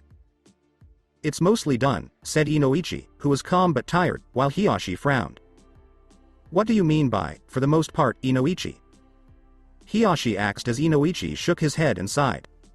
I was able to get Naruto to forget what happened yesterday at the park with your daughter and those kids. By the way, Hiyashi, from what I could tell, the boy was telling the truth. Your daughter was picked on by those kids, and her guardian was nowhere to be seen. I find it strange that you support the people who hurt your daughter, but I digress. The point is that I got rid of most of the memory, but I couldn't get rid of a lingering image of Hinata in his mind. It was a picture of her that I just couldn't get out of my mind. He was fighting me too much, and I didn't want the fox inside him to wake up because of the sudden intrusion, Inoichi said as Hiyashi scowled. Take it away. Every bit. That was what was agreed. Hiruzen, you told me that the boy would not remember anything. Not even one. The Sandaime told Hiyashi as he raised his hand to get the Hyuga to stop his rant and let Inoichi go on. At best, he won't remember her at all when he's grown up. As they get older, he might not even remember her. And the less they talk to each other over the next few years, the more likely it is that Hinata will be forgotten on its own. The best picture Naruto has of her right now is a smudge, Inoichi said as Hiyashi scowled at him and then looked at the boy with a glare. Don't go near my daughter, Hiruzen. Or I will kill the kid myself. No matter how important he is to Konoha, I don't care. I don't care what the village or you think of him. He is disgusting. A common person. I won't let my daughter smell like him. She's already bad enough for following the clan's rules. Hiyashi said coldly, I don't need this around her to make things worse, and then he left the room. Don't give in to what they want, Hokage-sama. The Hokage is you. What you say is law. Why do you give in so easily and give in to what they want? You know that what Naruto did was right. Even worse, those boys' parents didn't punish them for what they did to Hinata. In reality, their parents and other family members took care of them at the hospital while the doctors treated their so-called wounds. All the while, they were told that Naruto would be dead by the time they got home. So why are you letting the wolves eat the boy? Inoichi asked when he saw the old Kage sigh.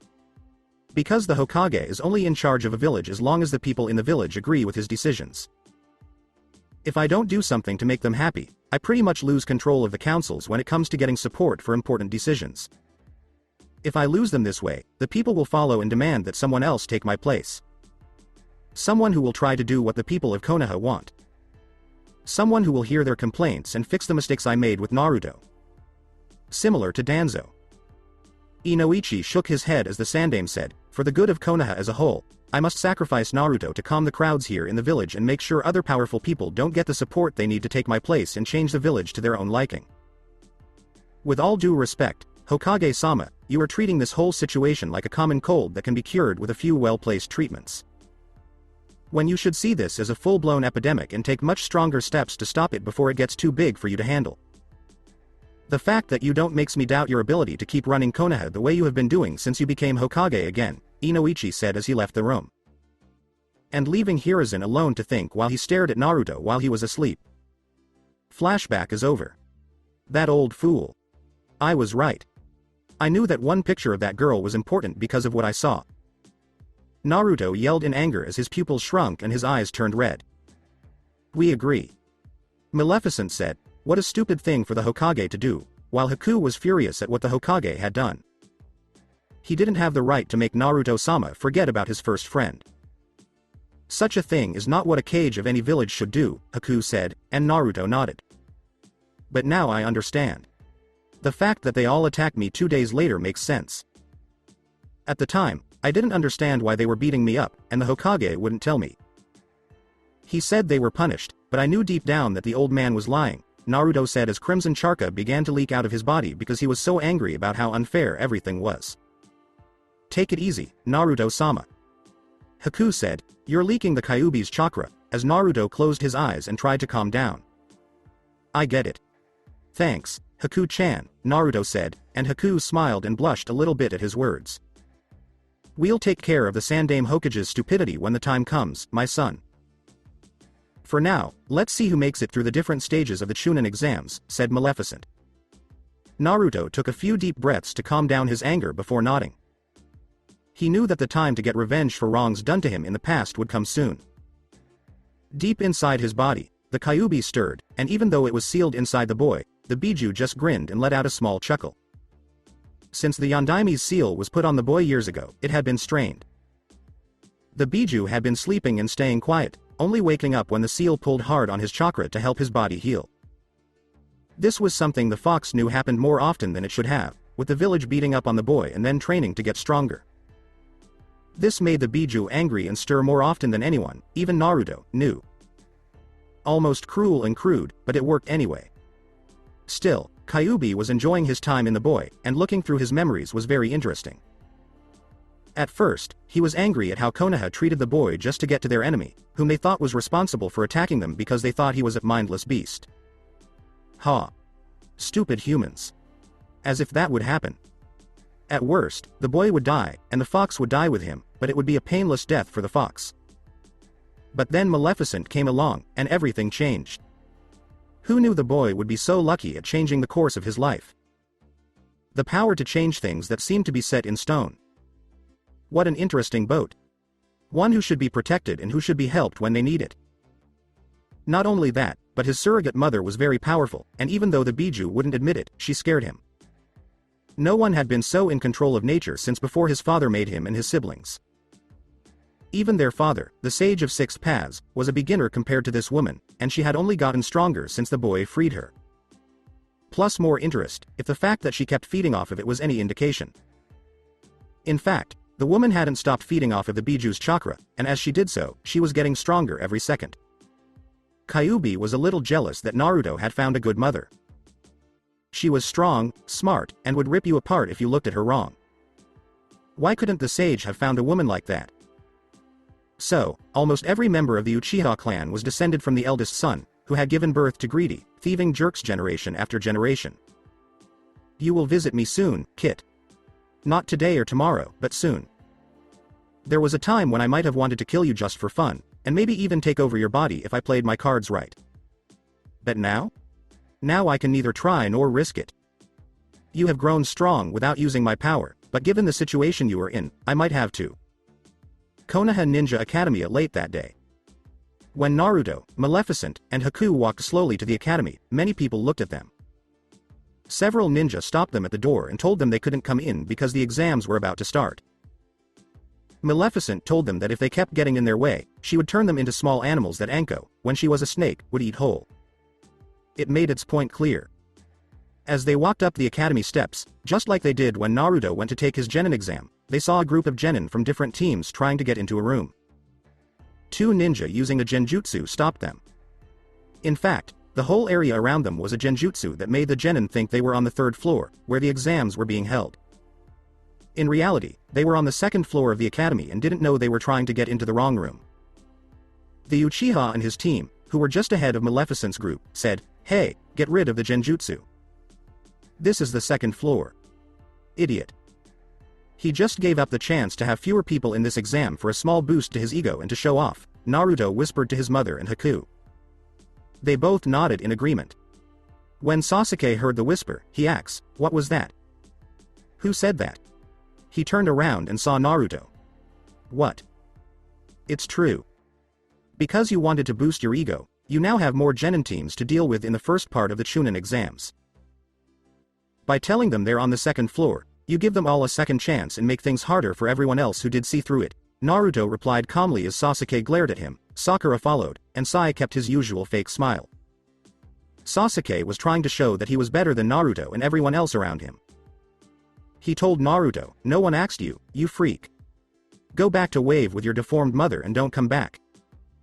Even though word had spread that Naruto was the Yondaimi's son, Sakura said, "Yeah. No one wants a bastard like you. I don't have anything against you, Naruto-sama, but please don't hurt my teammates." "I need them to take the Chunin exams," said Sai, who never took off his fake smile. "He won't do anything. He's a freak. An abomination. No one wants him. I bet his real mother is still alive and left him for a better life. But what do you expect from someone like his mother, who was basically the Yondaime Hokage's personal whore?" said Sasuke, whose mind had been getting darker since his father told the clan about Itachi being in Wave under the command of Maleficent and, by extension, Naruto. Naruto, on the other hand, was doing everything he could not to pull out the kunai from under his shirt past his wrist and stab the Uchiha in the throat. He almost did it as well. Even now, his muscles twitched, his skin rippled, his nerves tingled, and his chakra coils moved in response to his mental command. This was caused by a combination of pure impulse and a strong desire to kill the fool for insulting him. Surprisingly, Haku beat him to his revenge on the Uchiha by acting on her own impulses and grabbing the stupid boy by the throat and pinning him to a nearby wall. Sakura tried to save her Sasuke-kun from the masked girl, but before the pink-haired Kunoichi could say anything, Haku quickly and easily pushed her away.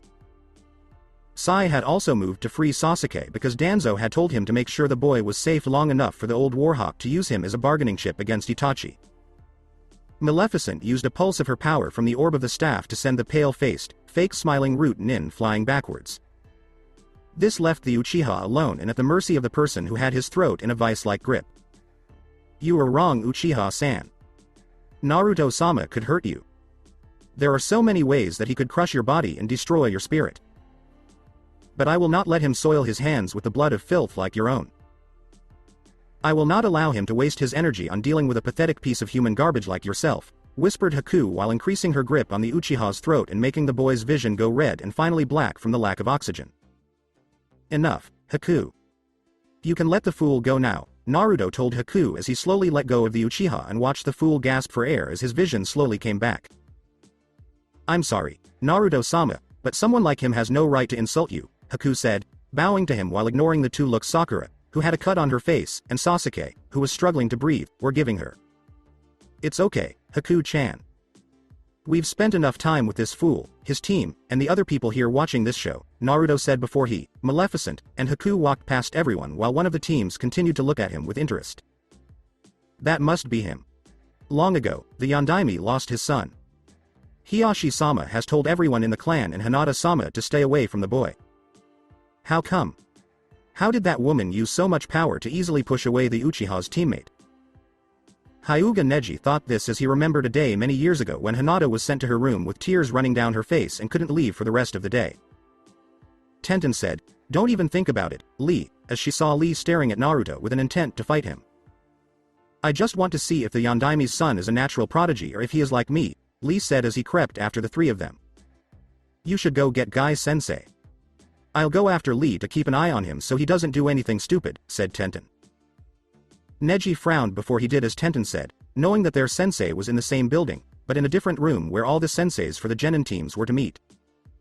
The other teams on their way to the third floor were making fun of the angry and embarrassed genin Team 7, but neither of them even looked at them. Naruto is there. Someone from earlier is following us, Naruto said as they walked into the area used by the academy for indoor sparring and practicing with weapons. Haku asks, "The Uchiha?" as he read some senbon needles to stick in the fool's throat to keep him down for a longer time. "No, this one is different. His chakra signature is almost nothing," Naruto said with a confused frown as Rock Lee's form appeared in front of them. Lee made a small bow and said, "My name is Rock Lee, and I want to fight you, son of the Yondaime Hokage." Maleficent looked at the strange boy in spandex with bowl-shaped hair and big eyebrows and asked, "For what purpose?" And she thought it was weird that there were 3 stupid fairies from her time. "To see if the son of the Yondaime is a natural prodigy like my teammate Hyuga Neji. I myself am a prodigy of hard work because I have trained hard to get where I am, and I want to see how my skills stack up against the son of the Yondaime," Rock Lee said while keeping his eyes on Naruto. Naruto asks Lee, "Why do you want to do this now?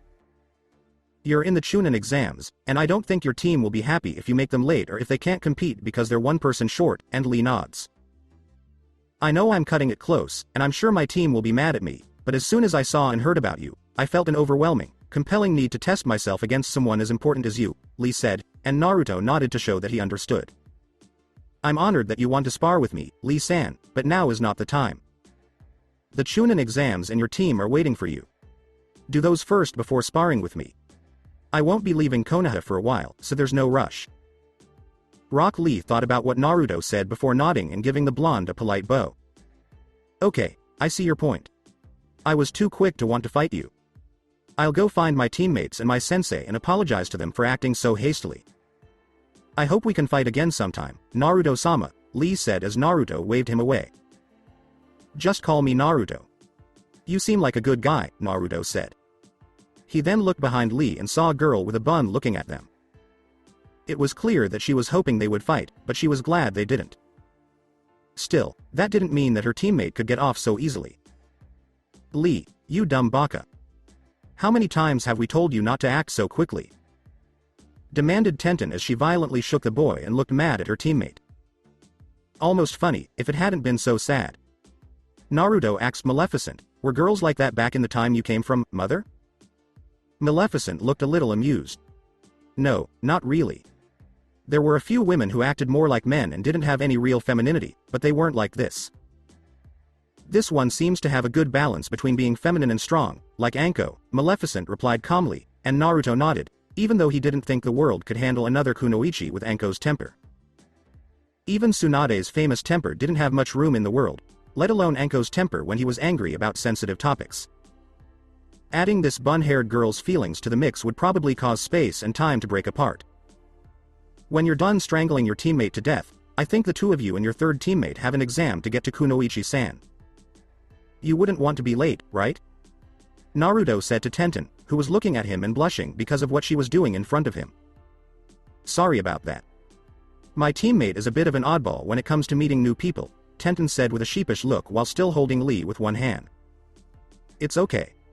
He's just energetic and probably excited about the Chunin exams.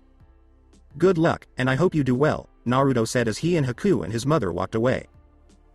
If Naruto had looked back, he would have seen Tenten's cheeks get a little redder, but not because of her teammate's shame. Tenten thought that Naruto was saying good luck to her, even though he was really saying it to the team as a whole. This made the growing girl, who was slowly becoming a woman, feel a rush of emotions. As a shinobi, this Kunoichi was always trying to prove that she was just as good as any guy. Hearing the son of a Hokage wish her luck, even though he meant it for her team, made her heart start to race. If only a little bit. If only a little bit. Lee said, my head is spinning, before he saw Tenten's red face. Before he could ask why, Tenten turned her attention back to him, and Lee gasped when he saw her. She then began to pull the boy away. You're lucky I don't have time to use you as a target right now. We need to get upstairs before we're late and miss the Chunin exams, said Tenten as she made her way up the stairs, making sure each one hit Lee hard while he said, ow. Naruto is there. Mother, is it wrong that I still think some girls are weird at my age? Naruto acts in a whisper so as not to offend Haku, since he wasn't sure if she would consider herself one of the girls he thought were weird. He was lucky that Haku went ahead to check out the room where all the other Junin senseis were sitting. They were going to be there to watch the Genin teams use Maleficent's magic to take the Chunin exams. Anko was on Maleficent's neck, but she didn't say anything about the situation because she knew it wasn't her place and that the boy's mother should answer this question. No, my son. In this day and age, most girls and women are strange to boys your age by nature. Trust me, even the smartest and sharpest people can find some girls and women completely strange, Maleficent said in a whisper because she thought he was trying to keep Haku out of the loop. I see. Or at least I think I do, Naruto said in a whisper as Maleficent smiled and laughed. Give it time, Naruto. You are still young and growing, Maleficent said before they walked into the room and everyone turned to look at them. It is said that Yondaime has a son. Here? The two Junin senseis from Iowa were about to glare at the boy, but they stopped when Naruto did the same, and they saw what looked like the ghostly head of a demon above him. That will wake them up, Naruto thought before turning his attention to the Junin senseis from Konoha in the room. He saw Genin Team 10 Sarutobi Asuma. He saw a man who looked like an older version of Rock Lee, so he thought the man was the Junin sensei of Genin Team 9. Maida Guy asked Haku if he had heard correctly that she had seen the odd man at work while she was spying in Konoha. He saw Genin Team 8's Yuhi Kurenai. And finally, he saw Genin Team 7's Hitaki Kakashi. Hey, Naruto-san. What brings you here? Asked Asuma in a friendly voice. Naruto said, we're here to watch the Chunin exams. My mother's power will let us see what's going on in the room without disturbing anyone there. All of the Junin in the room were surprised to hear this. Kurenai asks, she can do that? Maleficent smiled. Of course. As some of you know, my son met your students who are taking the Chunin exams. Naruto wants to see how they do and probably wants to see how he would do if he were to take the Chunin exams with the rest of them, said Maleficent as she quickly, but neatly, took everything off the large coffee table and called forth a large pot almost full of water. Kakashi asks, not to put you down or anything, but, isn't this kind of overdone? He thought this was something a witch would do. Maybe, but it works, Maleficent said before using her powers to show a bird's eye view of all the Genin waiting to be seated for the Chunin exams to begin. It looks like our little group of rookies are talking to each other and someone else in the corner, said Asuma when she saw Ino grab onto Sasuke, and the man sighed at how she was acting like a fangirl. He had to talk to Ino about that right away. Kurenai said, Hinata seems to be doing fine in front of the other Genin, but I don't like how Kiba gives her the occasional leer behind her back. The Junin Kunoichi didn't like it at all when Kiba looked at Hinata behind her back. I'm more worried about Sasuke and Sakura, Kakashi said, wondering what had happened to his team since he last saw them. Sasuke had a bruise on his throat, and Sakura's face looked a little swollen from being hit there. The Uchiha said something he shouldn't have, and Haku-chan put him in his place, Naruto said. Behind her mask, Haku blushed a little at his clear praise. I thought that. When Kakashi saw them talking to a person with glasses who was showing the rookies his info cards, he thought, only Sasuke would say something stupid and Sakura would back him up, only for the other person to put them both in their place for it. Did that Kabuto guy just say that he took this exam 7 times? Asuma asked with a frown. Yes, he did, Asuma-san. That's very strange, and his info cards seem to have information about other people that Genin shouldn't be able to see, Guy said in a serious tone. Kurenai acts as the image of the rookies moved from them to the team from Suna. Are those the Kage's children? 2 of them are the Kage's children, and the third one, Gaara, is my adopted brother who lives with us back at Wave, Naruto said calmly, noticing that the third member of the Kage's children's team was a shy-looking girl with brown hair, a short skirt, and a shirt with short sleeves and a scarf around her neck. Genin, who was wearing glasses, told them that the girl's name was Matsuri.